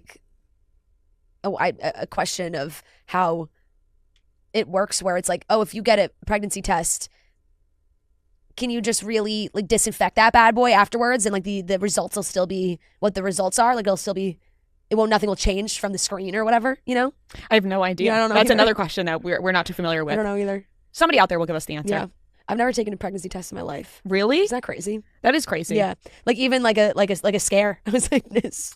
I never had a scare actually, but I've taken it just you. I don't even know why. Well, you would take them because you'd be afraid you were pregnant now. Yes, but not actually. You know what I mean? Yeah, it's one of those, yeah. I know, but Yeah. You know what I mean? No, for sure. So I don't really fully, because I can't say I've experienced it myself. Endometriosis. Yeah. I got unpredictable periods sometimes. Yeah, you do. Yeah. That you do. I or had my saying, whole life. I'm just what's the? Because I would hope that they clean that bad boy off afterwards when they're really holding it up and showing it to everybody. Yeah. I don't know. Because, there's something nice about showing the actual test. Hey, we did it. You know what I mean? I get what she's saying for sure. And I think there are people who have different levels of germ Do people keep those stuff. or no? Like frame it? I don't know if people frame them, Yeah. but I would think people keep them. Nobody I've known that has gotten pregnant has kept them. I don't know. Or maybe they have. I don't know. I actually don't know. I've never asked. yeah, I've I never don't asked know. my sister if she still has hers. Yeah, that's something You know I've what never. I mean? Something I've I'm never saying asked. no, but I'm not sure. Yeah, I really don't know too much in this department. I'm not gonna lie. Me either. I guess we'll find out when we we're finish there? this episode. Yeah. Or when we're there, right? Yeah. I know people will tell us. I thought that kind of made it sound like you were going to both take pregnancy tests after this episode. Yeah, it did a little bit. No, I mean, I've taken pregnancy tests Yeah. before and have just thrown them in the trash because they're not positive. Yeah, of course. You know what I mean? Yeah. You're like, its job is done. Yeah, the job is done. The job is done. It's going. It's going in the trash, you know? It's going in the trash for sure. But no, my point was I was saying I guess it really depends on your level of how much germs and bathroom stuff if that bothers you, that you're like, ugh, so disgusted that you can't, Right. that you don't want to be near it. But pee's sterile, so That doesn't affect me. I can still pee. yeah. Well, I'm just saying, It's true. It's true. You had a good point there. yeah. All right, let's do I don't know. People get so nitpicky. Let the pregnant people celebrate with the pregnancy. Mm-hmm. With the Yeah. test. All right, let's do one more. Now, I've had my fair share of pregnancy tests that I've peed on, and I know as a female it can be hard, especially with aim. It's not as bad though as peeing in a cup, because that is kind of worse in my opinion. When you're peeing on a pregnancy test, you're actually peeing on a stick, and it's not that hard. It's literally the end of the stick, and you kind of just got to stick it in there, pee on it, boom, you're done. They also, most pregnancy tests put caps in there, so that way after you pee on the stick, you cap it, so that way you're not contaminating the test. So it also then barriers that area that you've just peed on. I know it can get elsewhere. Clearly, we are women. We have bad aim. Unlike men, we don't actually know where we're going to aim.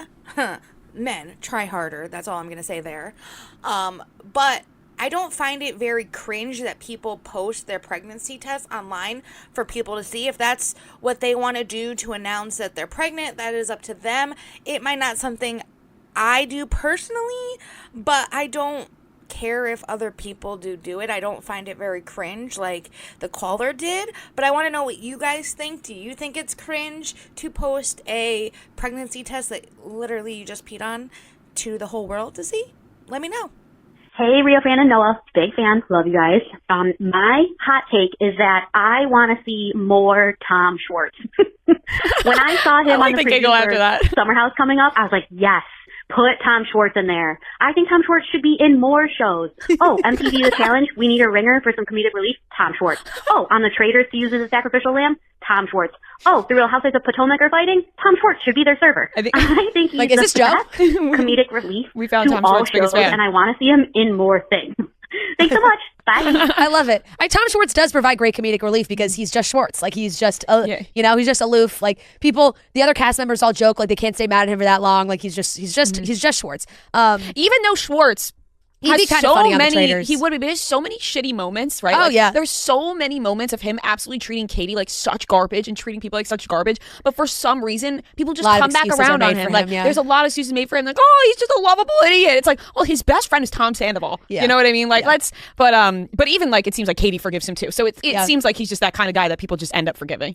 And I do feel like she is also kind of making a point of we could just drag Tom Schwartz into these clown-like cameos in other shows, and like that's what would make people happy. It's like not having it really being taken seriously, but in a way of like, oh, below deck guest bartender Tom Schwartz. Yeah, there goes Tom Schwartz again. There goes Schwartz again, showing up on another show that doesn't make any sense. That would be funny if he just was randomly popping into like he's on below deck. Yeah, you know, he shows up and he's invited to one of Kyle Richards' backyard parties. Yeah, no, I could see him just being implemented in that way. Yeah. All right, that wraps up the Popcorner segment for this week, but we'll be back with more and hopefully not keep talking about pee. Hey, it's all right. It's all right. It's sterile. I kind of have to agree with these ladies that there's just something about Tom Schwartz that he just brings a little bit of comic relief. There's something that you just love about him, though you want to hate him, but you can't. And yes, he has treated our girl Katie nasty in the past. But honestly, it's not as bad as what Tom Sandoval did to our girl Ariana. But speaking about Tom Schwartz, he did do an E! News interview on February 20th where he revealed his relationship status. So you know I'm going to bring this to you guys right now. So it says Tom Schwartz is surprised that there's so much interest in his dating life. After all, the Vanderpump Rules alum share that he isn't seriously involved with anyone special at the moment, seemingly confirming that he and Sofia Sakro have parted ways after less than a year of dating. I mean, she was kind of young for him, but that's just my opinion. Honestly, I'm not formally dating anyone, Tom told Us Weekly in a February 19th interview. He says, I'm just hanging out, so there is not much to say about my love life. In fact, the 42-year-old revealed that he spent Valentine's Day earlier this month alone, doing nothing. I was in Minnesota, Tom continued, with one of my first loves, the great state of Minnesota. But the reality TV star's update shouldn't come as a total shock because last month, Tom insisted that he wasn't looking to enter a serious relationship despite meeting someone who had sparked his interest. Dating is like the last thing on my mind, he shared during a January 28th appearance on the Lady Gang podcast. There's someone I really enjoy hanging out with, but it's been the most insane 2 years of my life. Well, that I have to agree with you, Tom. It's been a quite interesting last 2 years. And Tom, who finalized his divorce from his Vanderpump Rules co-star Katie Maloney in 2022 following 6 years of marriage, provided further insight into why he wasn't ready to fully commit to anyone just yet. The prospect of fully falling in love and taking the next step with someone and moving in with someone, maybe getting engaged again and talking about kids, it's daunting, he continued. I know I'm a grown-ass man and I can handle that. My maturity level is on a different level. I've leveled up a little bit. I still have a lot to do. Well, he has matured a little bit. I will give him that. Now, Tom first went public with his romance with Sophia in April of 2024 when the pair got candid about how they met during a joint appearance on the Vile Files podcast. We actually met on a womb at Tom told the host Nick Viall at the time. It's funny, ironically, around that moment I made a pledge not only to myself but to the universe that I will not hang out or date. I'm just going to be single and work for the next 2 years. Then I bumped into her. Oh, Tom, you should have just kept on with that pledge. I will also say that he did reveal that he is actually closer to Jax currently than Tom Sandoval. And I do know there was some Love in Paradise issues going on with Schwartz and Sandy. But I'm currently looking more into that because from what I hear, they're not actually friends anymore, but I will bring the latest details with all that to a new What's Up with Vanderpump video coming soon, so stay tuned for that. But that is the latest on our man, Tom Schwartz. Now, I do agree with the girls. Like, it would be interesting to see him on a couple other shows. I know he's doing Stars on Mars again, and I'm happy to see him on Summer House. So I cannot wait for that episode. And I'm glad that like he's spending time away from Sandoval because honestly, I think Sandoval was the worst thing to ever happen to Tom Schwartz, along with like ruining his marriage with Katie and all of that. But that is my opinion. And I wish him all the best. And I hope that his eyes are open to a bigger and brighter universe without Sandoval in his life. But I want to hear what you guys think about Tom Schwartz and him being single again. Let me know down below.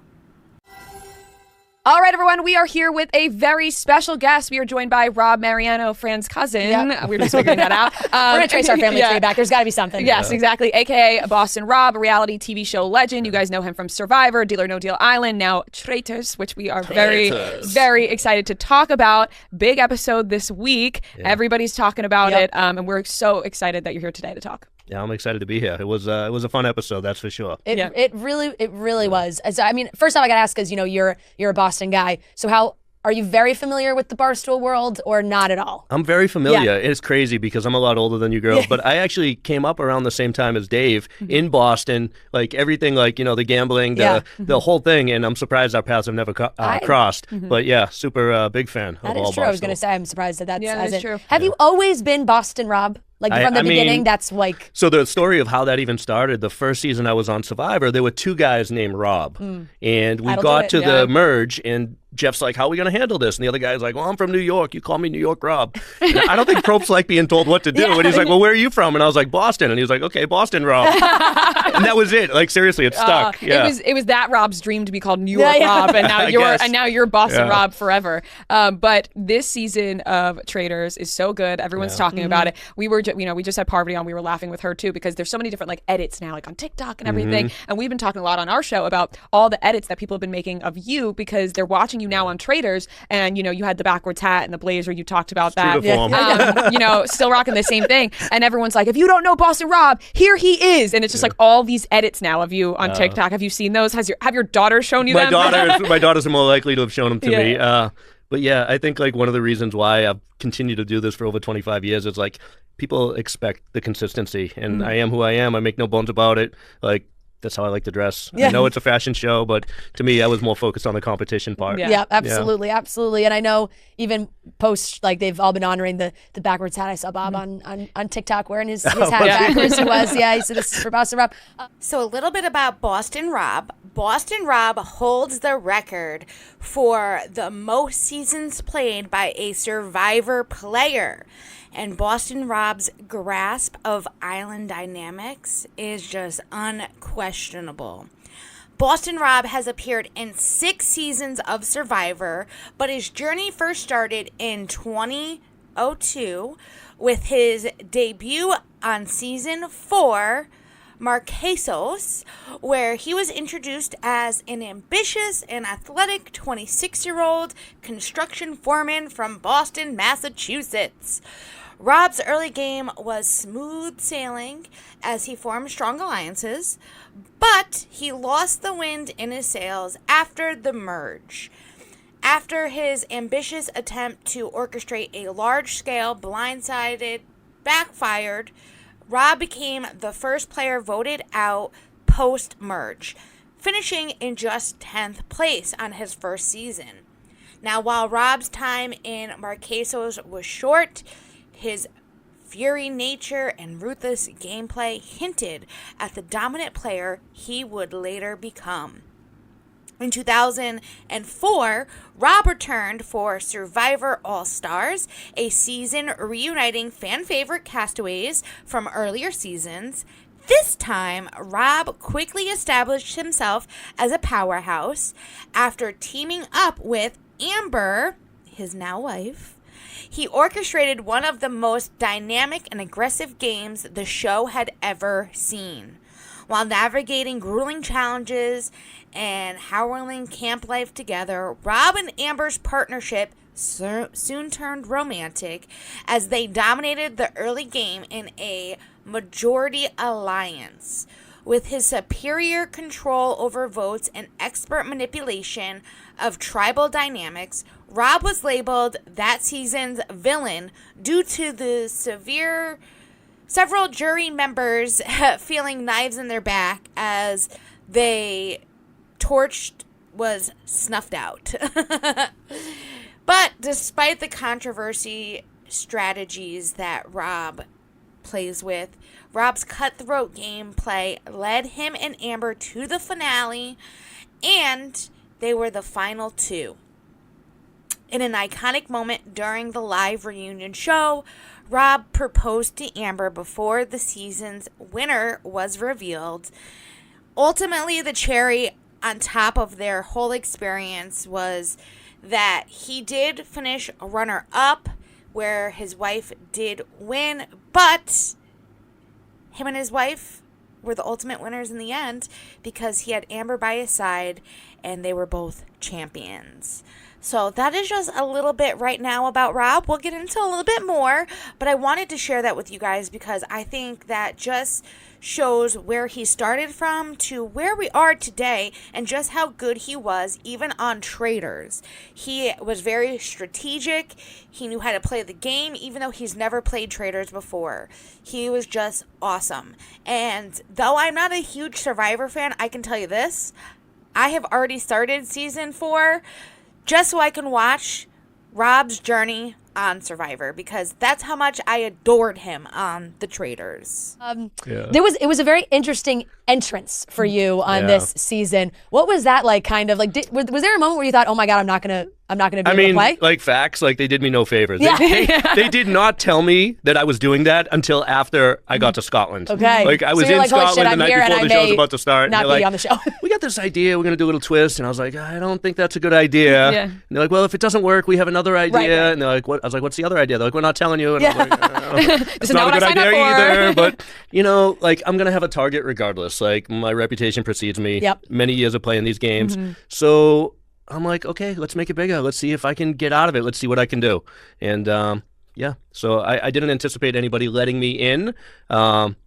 And then afterwards, it's like it's definitely on me. Yeah, right. They had to find some way. The sus. I'm using it wrong, right? The sus. My girls at home are cringing. Like my 4 daughters, like, Dad, no. I was like, oh. That's funny. I think watching this unfold on this season, it's like, okay, you don't get let in, right? And then you're brought in.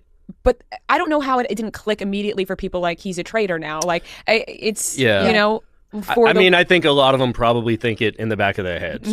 But then, like, once I find out who the other traitors are in the turret with me, I'm like, here we go, right? Like, this is like one surprise after the next. It's getting harder and harder and harder. And like Bob and Danielle have this little thing going, and Carolyn's like, all over the place, and I'm like trying to just be as chill as possible until red flag number 1, Bob tries to put Carolyn in the coffin, and I was like, ooh, that's not a good move. And he's a pretty smart guy. Like, he understands the strategy.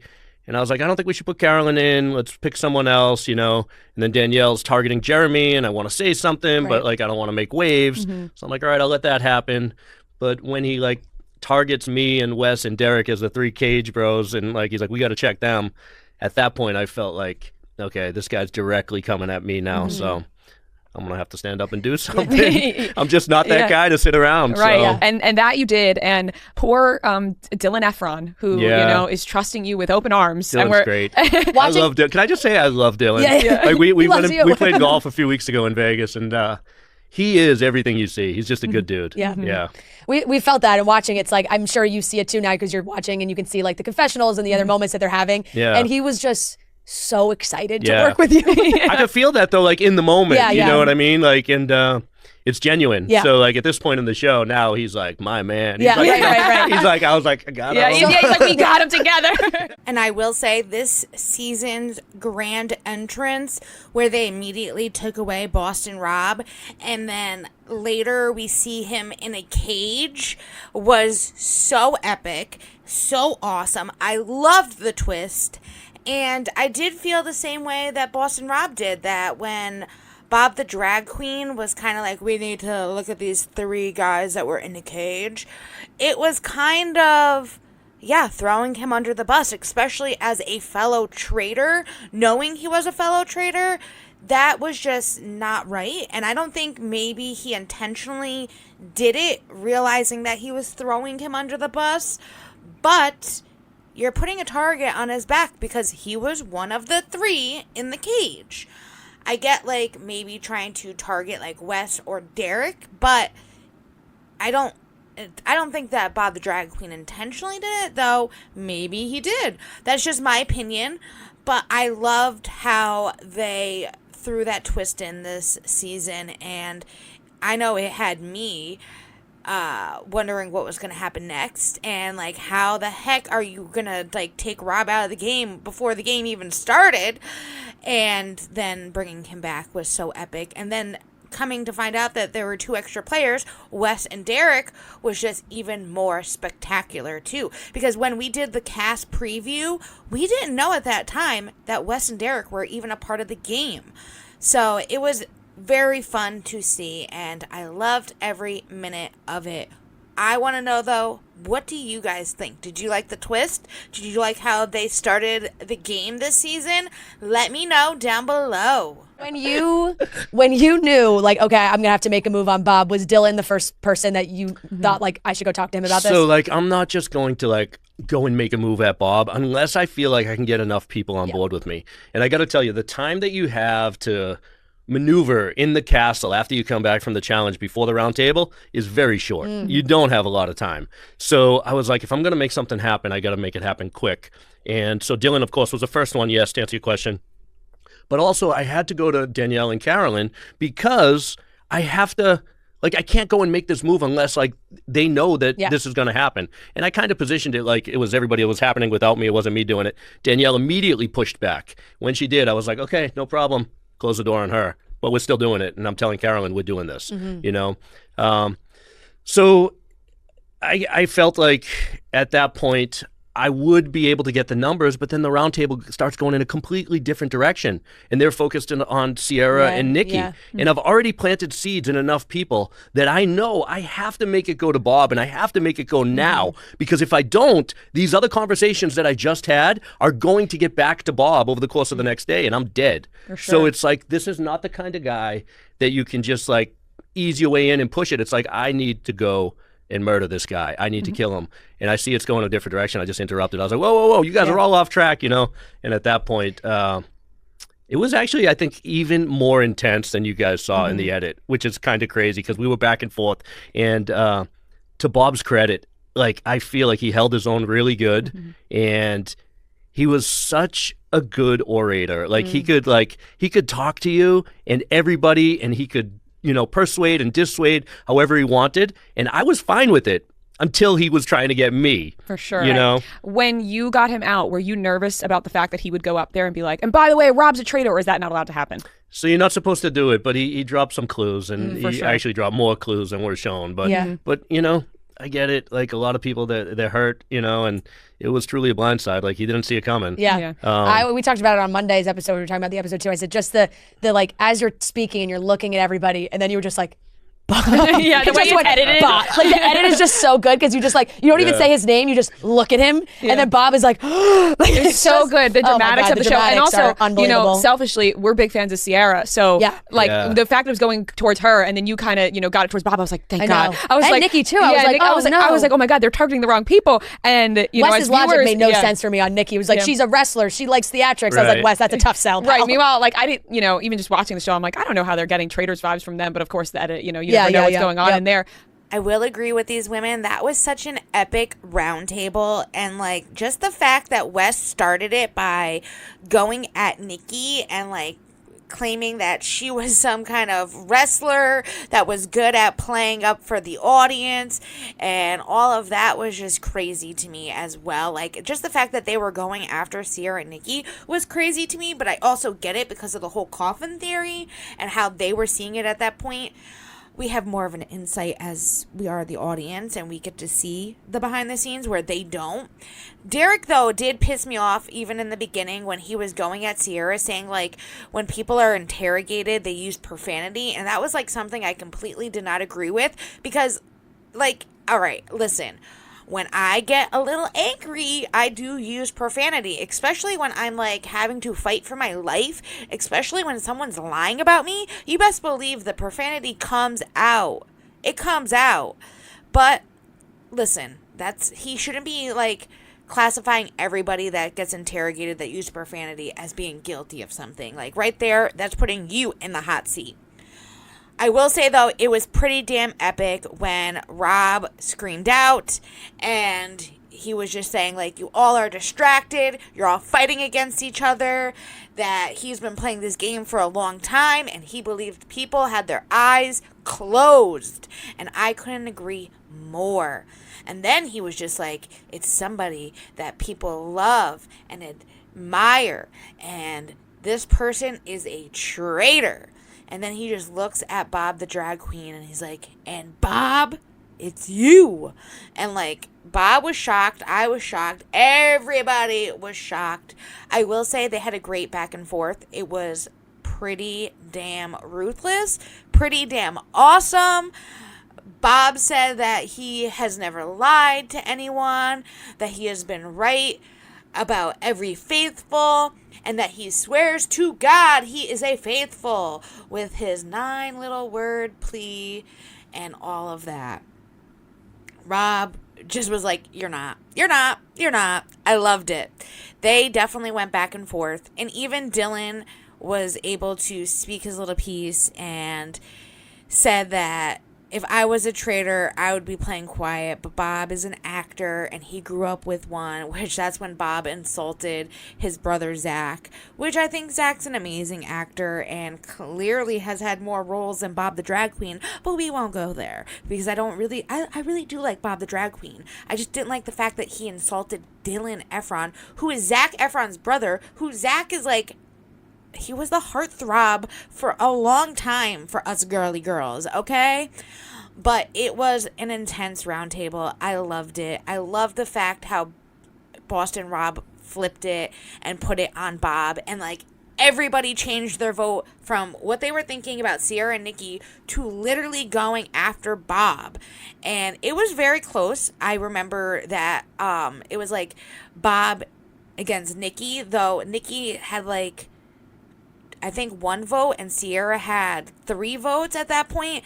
All the rest were for Bob. And it was intense to see. Actually, I'm wrong. Nikki had 2 votes, Ciara had 4, and Bob had all the rest. Sorry, I'm looking at my notes back from episode 4 because this is episode 4. We just had 10 episodes, and literally tomorrow is going to be the finale. And, oh my gosh, the reunion. And I cannot wait to do that live on Saturday with you guys. So if you are not subscribed with your notifications set to all, right now is the perfect time to do it. So you get notified when we go live on Saturday. Me and my girl Coochie, we are going to be doing the live recap and our last episode of the Traitors together. I'm so sad. But I know with my girl Cooch, we will be bringing you back something again very soon. I'm trying to convince her to do Survivor with me since Survivor is starting tonight, Wednesday. I know this has been done in the course of 2 days, so where I started my audio kind of was like on Monday into Tuesday and now we're Wednesday and I'm finishing this for you guys. So that's why it might sound a little off to you guys in one video, but that's where we are. So Wednesday, tonight, Survivor starts. I'm not a big Survivor fan. She's more of the Survivor fan, but I would be totally down to watch it and recap with her. And I'm trying to convince her. I love my girl Cooch. Check out her channel. It will be linked down below. And make sure you are subscribed here with your notifications set to all so you do not miss Saturday's live where we go over the last episode of Traitors with you guys. But the episode was incredible. I loved the crowd reaction too. Just the little things that people picked up on, like when Bob said to Dylan, like, not a good one, when he said his brother was an actor. Yeah. What was it like in the room when that was said? Yeah, it was a little bit funny. Bob's really great. Like he is very quick-witted. Mm-hmm. Like I could, I watched him like do this, but and you got to realize, like, it's only been 3 days in the castle. I'm already coming in late. I'm already behind. Like it's like I'm playing catch up and I'm watching this guy just, literally, he's playing both sides so well from my point of view. He's playing the faithful side well. He's playing the traitor side well. And I'm just like, wow, this guy's really good.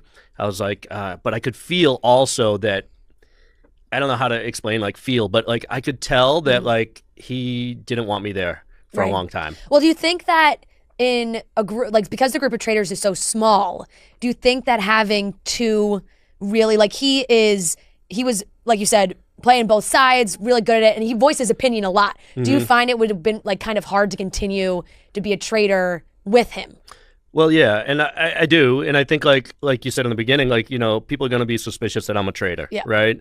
There's a lot of different dynamics from a game point of view going on. Like if you look at like the meta, like you look at the 3 people in the coffin, you're like, well, why would those other 2 people? Well, the season before, like they had the option to put other traitors in the coffin, and like who would be so bold to do that? So I think that's what Wes was saying between Wes and Ciara. Obviously, they're going to look at myself and Derek and Wes in the cage. Wes is a smart player. Bob the drag queen's really smart. Derek's smart. Tony and Jeremy, like these guys, they understand. So it's like you're not there with a bunch of fish. Yeah. Like you really have to work. Yeah. And I think like Bob was someone that, eventually what was going to happen was going to happen. It didn't need to happen as early as it did until he forced it. Right. In my mind, he forced it. And when he did, I mean, that's it. You can't put that back. Like it's out and now I have to kill you. Yeah. Like the end. Yeah. Yep. Does Tony still hold hard feelings towards you? I guess. I think so, right? I heard a little bit of him talking about it. Which surprises me because Tony's a gamer. I mean, Tony's a good player. He's going to get over it. But I mean, like, he has been, like, a little bit, little salty.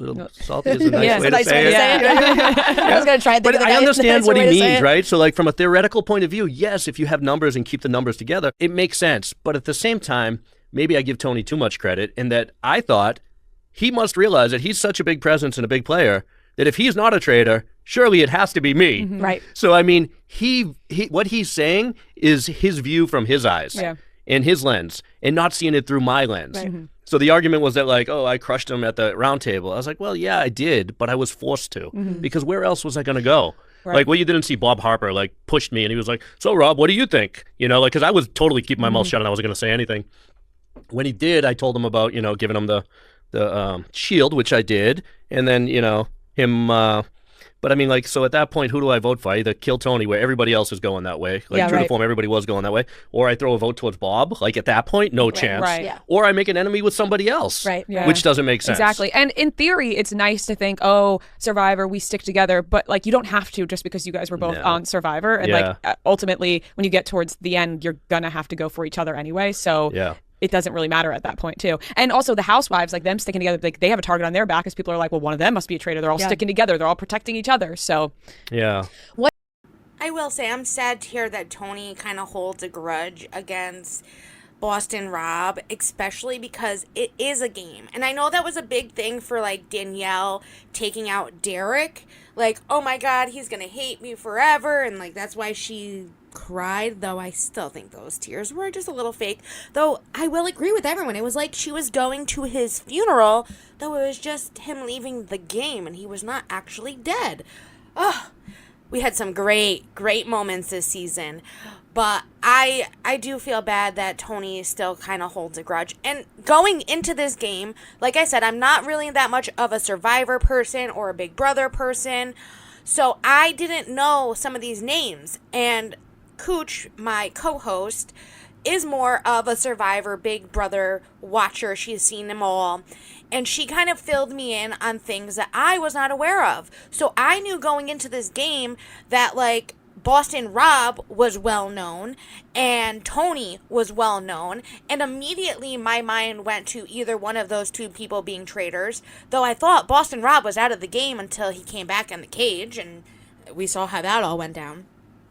And then I will say too, like, I knew that Danielle was a strong Big Brother player, as well as Britney and Derek, and I knew West from the challenge, so any of those could have been traitors, honestly. I will say I did not really pick Carolyn to be a traitor in the people that I chose in the beginning, though I have grown to love Carolyn. I really, truly have.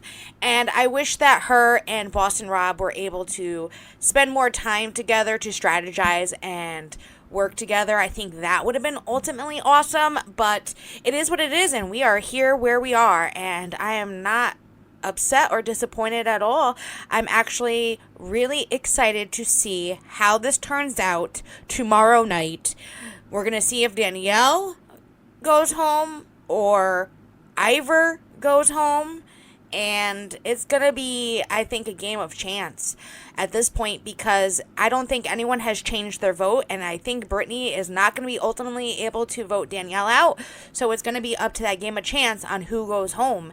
And though I love Ivor, I'm kind of wanting to see Danielle leave just because of, it would be interesting. It would be totally interesting that she recruits Britney, then the next, like, that round table, she goes home. Like, it would be a cliffhanger even more than it was already a cliffhanger that they left us on. So, let me know what your thoughts and opinions are. Who would you rather see go home tomorrow night? Ivor or Danielle? Let me know down below. It's definitely going to be a battle to the end. What did you think about Danielle gunning so hard for Jeremy? Because I thought, like, just from that move, I was like, Jeremy's the only one that has brought up Danielle's name at that point. And I was like, this feels like an obvious shot. Yeah. So Danielle, like, in my opinion, like, her traitor game is not so strong. Like, it's just, like, I get it. But, like, somebody said your name, you want to eliminate them. But it also, like, could come back to get you too. When there's only one person saying your name and then you're like, that person leaves, I just feel like that's a tough and one. like, it's been shopped around to a couple different people already too. Exactly. I feel like because I was late to the game, I was a fourth traitor into the turret. I felt like her and Bob had already initially created a bond, that it was going to be the two of them and they were going to figure out a way to work together. Carolyn's on the outside. I know of Carolyn at this point. I don't know Carolyn, and Carolyn's a handful. She's great. Like, don't get me wrong, but like, when you don't have time to sit down and have one-on-one and get to know someone, you got to make quick judgments, and like, she's not giving me what I need as a, alliance partner or whatever. So I really do feel like I'm out there, especially now there's only three of us. And if we were to supposedly lose one more, which I'm not saying we are, but if we were, right, let's look at that situation, then of course they're going to think that they're going to recruit. Yeah. And if I am a faithful, who's public enemy number one to recruit? It's me. Yeah. Yep. So now it's my job to make this 3-ring circus a happy home. Yeah, and right. it's not easy. Right. That is very true. I'm on the edge of my seat waiting for the next episode. I think everybody is. But totally is. What's it like kind of going through these challenges with everybody in the house? Because everybody's from such different backgrounds. Yeah. People who have been through challenges before on different shows. I mean, the housewives aren't out here doing physical challenges on their shows. So what's it like kind of trying to get everybody to work together so that you can collect this money? Yeah. So the last challenge didn't go so well. I'm going to give you the real answer to your question, which a lot of people probably don't want to hear, but the challenges don't really mean a lot in Traitors. Yeah. Like, you're adding money but like at the end of the day, and I think they'll change this in the future, they'll make more consequences and like advantages, but it's not like on Deal or No Deal Island or like in Survivor where like those challenges really have repercussions. So, and at Deal or No Deal Island, the money, like, it's just you're working with a bigger amount of money. Well, I mean, Traitors is like anything I haven't ever done before. You know, it's like truly like, the girls are in hair and makeup and they're doing fashion. Like people say, it has much more of a campy feel. Like it is and very it's also theatric. like the round table is like where it really comes together for me for I Traitors. love that. That's the best it's like part. Everyone having to talk it out loud in front of each other, I think is just an incredible aspect of the show where you're right, like the challenges may not mean as much. I mean, we watched you on Deal or No Deal Island, obviously watched you on Survivor. What made you want to do the other shows? Like, were you kind of like, I'm kind of done with Survivor, I want to maybe go into Survivor's other things? Great. I love Survivor. Like, it's like giving me the platform to be able to do other things. For sure. Like, it'll always be like, what I'm known for in the beginning. Deal or No Deal Island, truthfully, like, they asked me, and like I wasn't gung-ho at first, but then once I found out the concept, I found out that I would be able to like kind of figure out the strategy and shape the way the game's played from the beginning, and it was going to be the first season of the show. I was more interested, and then I'm obviously happy I did it. It was great. It didn't end up the way I wanted, but it was such a fun experience. Yeah. And Traitors have been asking me for a while to do it, and again, it's something that like outside of my comfort zone, something different. It's hard for me just because of who I am, right? Like, I go into that castle, and I know Tony and Jeremy, and that was it. I knew of Carolyn, but like every other person there, not everyone, but a lot of them know who I am. For sure. So like that target's so big. So to be able to go into these competition reality shows and figure out like a new way to do something or a new trick in my bag, like it's challenging, but it's also, Yeah. I gotta say, Boston Rob as a player is an amazing competitor. Not even just like the challenges, because like he said, the challenges really didn't mean anything in Traitors. I know like other shows, the challenges are much more strategic, and you need to win these challenges to be able to stay in the game. And I agree with him. I think that Traitors will eventually change it up a little bit, so there's a little bit more consequence, a little bit more reward when it comes to that. But the round table is where it's at, and I think that he just proved how much more of a competitor that he actually is, and just how strong of a competitor that he is as well. He literally went into a game that is more made for TV than anything, and still did amazing, in my opinion. He was one of the best Traitors in my eyes. And I do have to agree with Boston Rob. I don't really think that Danielle's game has been strong at all since the very beginning, and I really had high hopes for Danielle because I heard of just how great of a Big Brother player she was, and she did not give me what I thought she was going to put down. Boston Rob, though, did not disappoint, and I love him even more, and that is the reason I am watching Deal or No Deal Island right now. So, thank you, Rob, because you have just got me to watch now Survivor, Deal or No Deal Island. You have made it for me to want to watch these other shows because I adore you. Boston Rob. And I mean, maybe it's because, I am a little bit, bias because I come from the tri-state area and Boston's only an hour and a half away from me. So, maybe one day we can go hang out in Boston, Rob. I would love that. I know a lot about Boston. I used to party in Boston in my college years. So, let's do it up. Not easy. Right, because even if somebody hasn't watched Survivor before, they've heard of you. Like they know Boston Rob. So maybe somebody hasn't watched your season, but they're like, we know we should look out for him. Don't worry, he's got Dylan running around. Yeah, Dylan Efron is telling everybody all of his Dylan moves. alone. That's my guy. Don't mess with Dylan. We love Dylan. We got Zac Efron is on our star. Yeah, we have a picture of Zac Efron to support him as a great actor. Big fans. He is a great actor, as big Dolores fans would of the say. Efrons in we the are, studio. and we want Dylan to come on the show so we can talk to him too. Yeah. But with Survivor, like you said, it's hard for you to go onto a show now and people not know. Would you do another season? But it would have to be a bunch of people who have played before, right? So like they were getting ready to do the 50th season, and Jeff called me like last summer, and we had a conversation about it.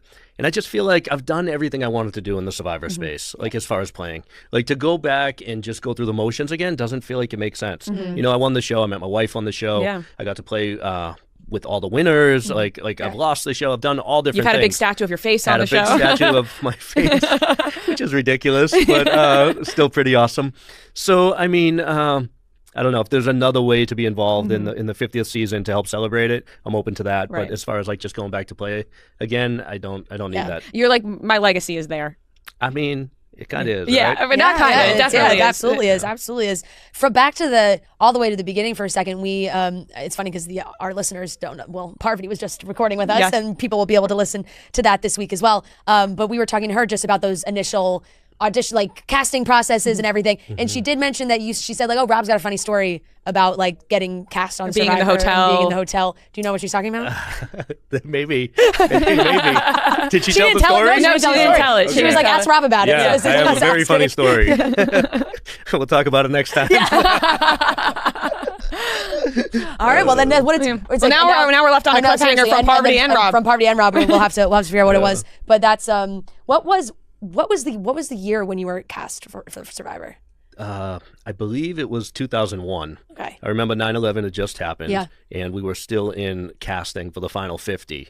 Ironically, like my flight going to LA for that final 50 casting was like the American Airlines Flight 11 1 week later to the day, like on the 18th. Yeah, and I was like really like paranoid. Like, I didn't realize like, every Tuesday morning at this time is Flight 11. Right. So we ended up like switching and going through Rhode Island instead, and we flew out there. And originally that first season was supposed to be held, a lot of people don't know this either, was supposed to be held in Saudi Arabia. It was supposed to be Survivor the Middle East. Yeah. And because of everything that happened, they switched it last minute to the Marquesas Islands. And you know, I didn't do that great that first season. I think I understood the strategy better than the other people, but like I got swapped. There was a tribe swap, and I got, I messed up and I got out. But I made enough of an impression that like when they did the All-Star season a few years later, I got the invite. Yeah. And I remember I was maybe 25, 26 years old at the time, and I was like, man, if I got another chance, I'm going back and I'm not taking any prisoners. There you go. And I did. A lot of salty people. Yeah. But it worked out for me. Yeah. Look, that's just the name. That's just the name of the game. Yeah. Like, That's what I was saying to you, Rhea. And so Like, we've been trying to say it to Rhea for a week. I'm like, you won. Everyone's gonna be pissed. You won. Yeah. You took the money. Let me tell you, they love you or they're jealous. Yeah. Thank The you. end. Thank That's you. it. And you tell them I told them that. We gotta clip that. We gotta clip that. It's from Boston Rob himself. I mean, that's how it goes with anything in life. They either love you or they hate you. Simple as pie. Anything in life. You can literally put that to anything in life. And I mean, he's just a really good game player. And I love that he was able to recap a little bit more about his background, though I know I gave it to us before he did. It's just amazing to see how far he's come and just where he's meant to be. And it's sad to hear that with the 50th coming up that he does not want to be involved in it unless there's another way that he can be involved that's not playing the game. I would totally love to see him on the 50th of Survivor and playing the game. I think that would be awesome. But it is what it is, and people know their time and their frame and all of that, and he's come so far, and maybe we'll get his wife. I know she's a great game player, and she would be awesome to see on the 50th anniversary of Survivor for sure. I would love to see Amber. If you guys had a choice, since I'm not that big into Survivor, I want to know who you guys want to see for the 50th anniversary of Survivor. Let me know down below in the comments. But I think, now people are seeing, I'm sure your daughters have shown you, we just talked about this, the edits, but this story with Amber and you proposing at the finale. Yeah.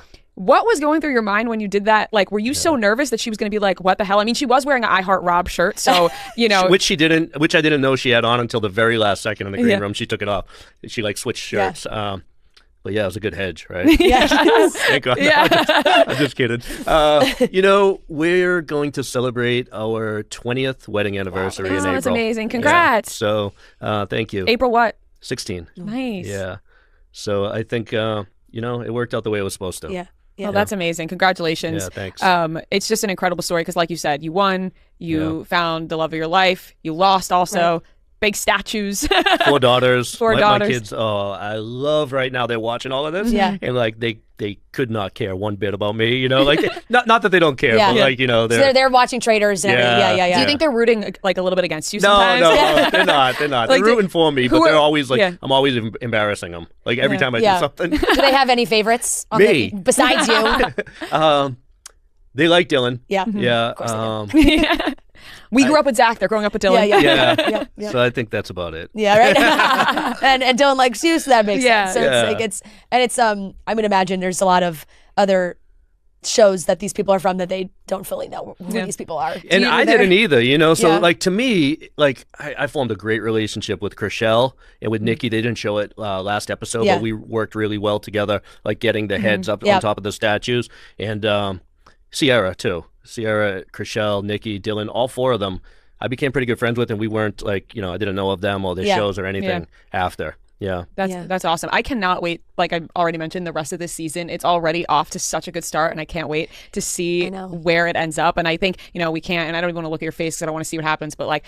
You think you can read me? You won one show, and all of a sudden, you got the skills, right? No, not like that. Not like that. Not like that. I just. I didn't even mean it like that. One show, one little surviving bar show, and all of a sudden, I didn't mean it like that. I just meant I don't want to know if you go home. Oh my God. No, so I certainly don't think that about myself. I do want to ask. Okay, sorry. You just brought it up, but like when you hear about Surviving Barstool, you're like, this is a joke. Like, truthfully, are you honestly, like, this is the pathetic? first time I watched it a little bit, and then I haven't seen the ending. Like, I obviously know that you won and everything, but I became more invested in it this time. Yeah. For sure. Like, did you watch a different season before this one? Yeah. Have there only been 2? Have there been There's more been than 2? 4. Okay, no. So then I probably have seen either the last 2 or the first one and this one. Yeah. Probably this one was amped up a lot. This was like on a larger They've also scale. raised the prize pot has gone up substantially since they started. I don't want to like officially form an alliance with you on air because I don't want anybody else to like hear about that. Right. But we'll talk later.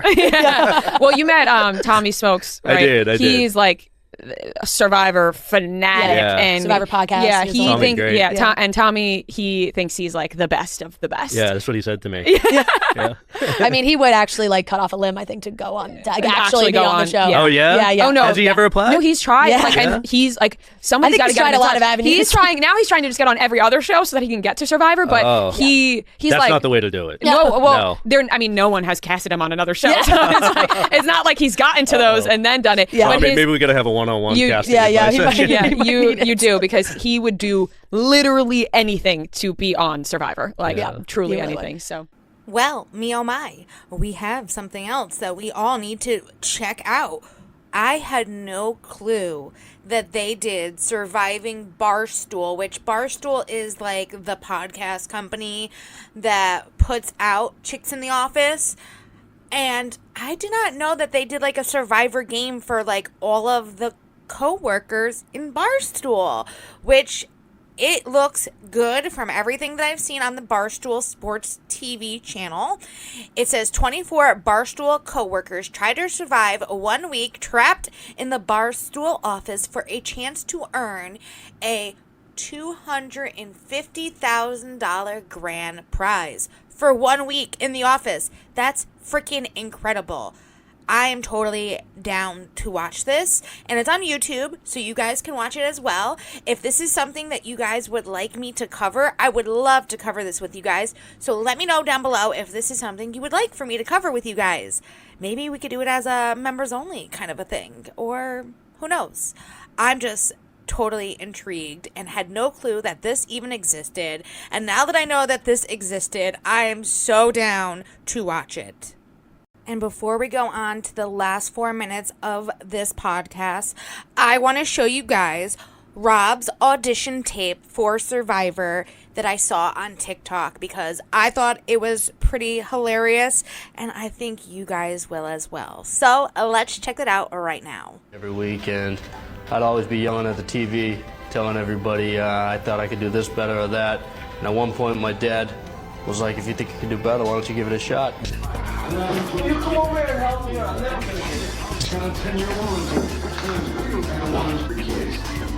Oh my God, this is not gonna work. We didn't not gonna work. Stage cry in the United States. Hey, how you doing? I'm Rob Mariano, 25 years old, construction worker from Boston, Mass. I had an awesome video planned for you guys. I was going to be inside the freezer, chilling out after work in the nice air conditioner, but it didn't work out. I had, all these great plans in mind for making the tape. The tape was actually a complete screw up. I got so frustrated I just sent that in. I thought it was pretty funny. Apparently somebody else did too. I walked out of that room and told one of the casting directors I made the show. And he said, what, did they tell you made the show? And I go, no, they didn't tell me, but I made it. And he said, well, how do you know? I turned around and opened the door to the boardroom, and everybody was still laughing. I said, that's how I know I made it. My last question was, have you had any interaction with Bob since the end of the show?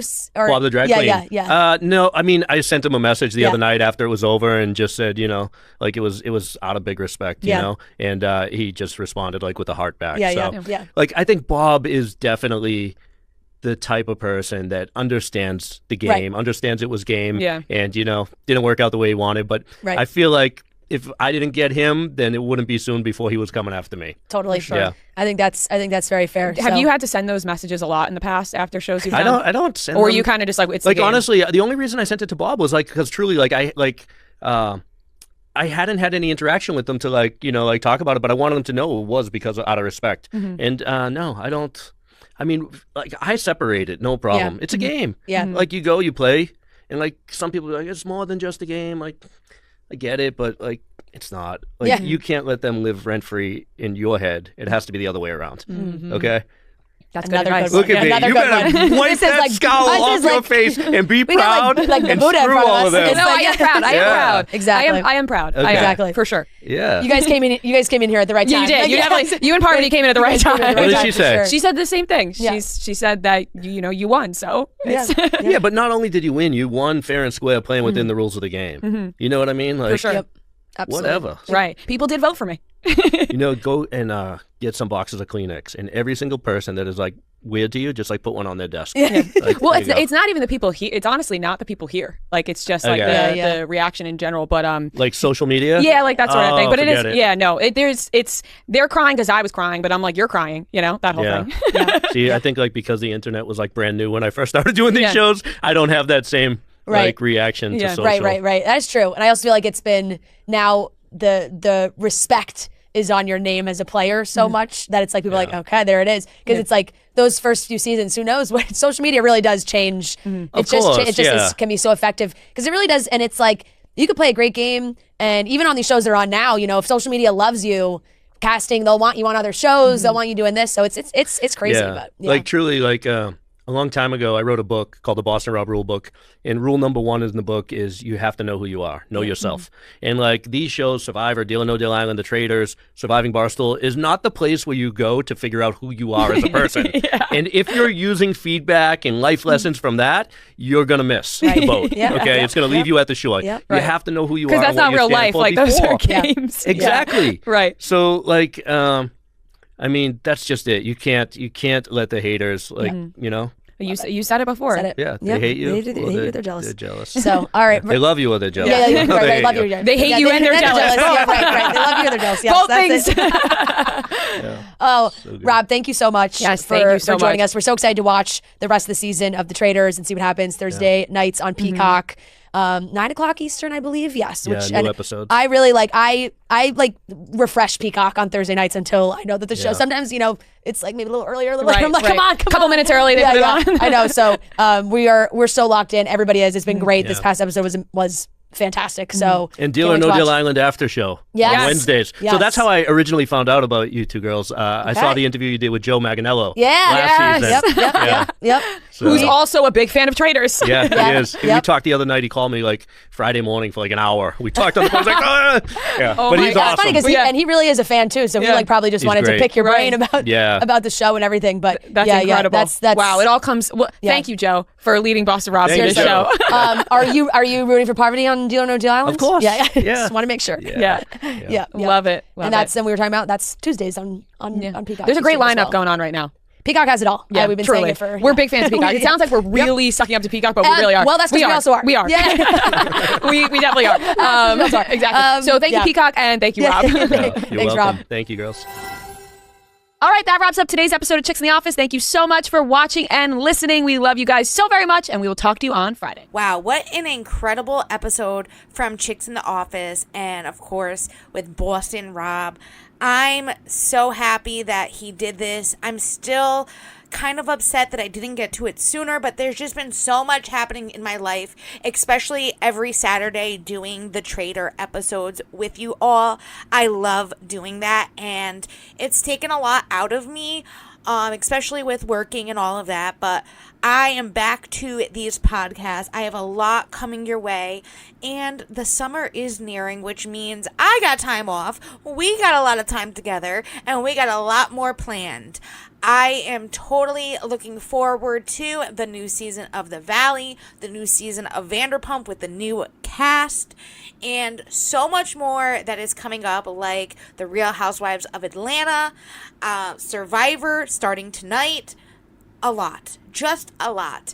And I want to know where you guys are. What is your favorite shows that you are looking forward to coming up? What you are watching? All of that, let me know down below, because I want to bring you the most here to my channel. I love doing these podcast recaps. That's something that I'm always going to do, but I want to bring you more. And I want to also start the Stassi book club that we are doing for members only. So I've already started recording the first 2 chapters. I'm going to release that on members only. So that way, if you need to get the book or you just want to hear me read the book to you guys, that'll be available for you guys. And then from there, we are going to go over the chapters, doing a live episode on members only. So I will put out the 2 chapters, and then we will do a live reaction where we get to talk about those chapters together. So that is something new that I'm bringing here to my channel that I cannot wait to bring you guys, and I'm just getting everything started so that way it's a smooth sail from there on out. But I am also going to be doing more of these podcasts. I know Carolyn's been on a lot of podcasts. I know Dylan's probably going to be doing a lot of podcasts after Traitors ends. So I will be doing a lot more of these, so stay tuned for so much more. And if you are not yet subscribed to my channel, please hit that subscribe button and click your notifications set to all so you can get notified every time I post a video or go live. Oh, and don't forget, I promised you guys I would bring you Mama Still Got It, and I've already been working on that as well, so that will be coming here as well to my channel again, since she's now a mom to 2, Miss Lala Kent, and she has finished her series, and it's on Amazon Prime. It's like the Amazon Lives that she does, so I will be bringing that as well. So stay tuned for so much here on my channel, and make sure to like this video if you've not done so yet. I hope you all have a wonderful Wednesday night. Get ready for Traitors tomorrow night, and I will see you all this weekend live here on my channel. Bye, everyone. Invisible strings.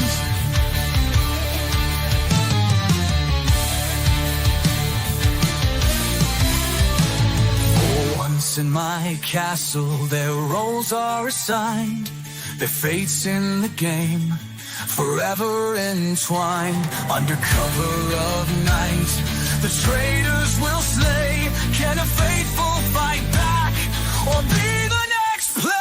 Till death do us part, in shadows they hide.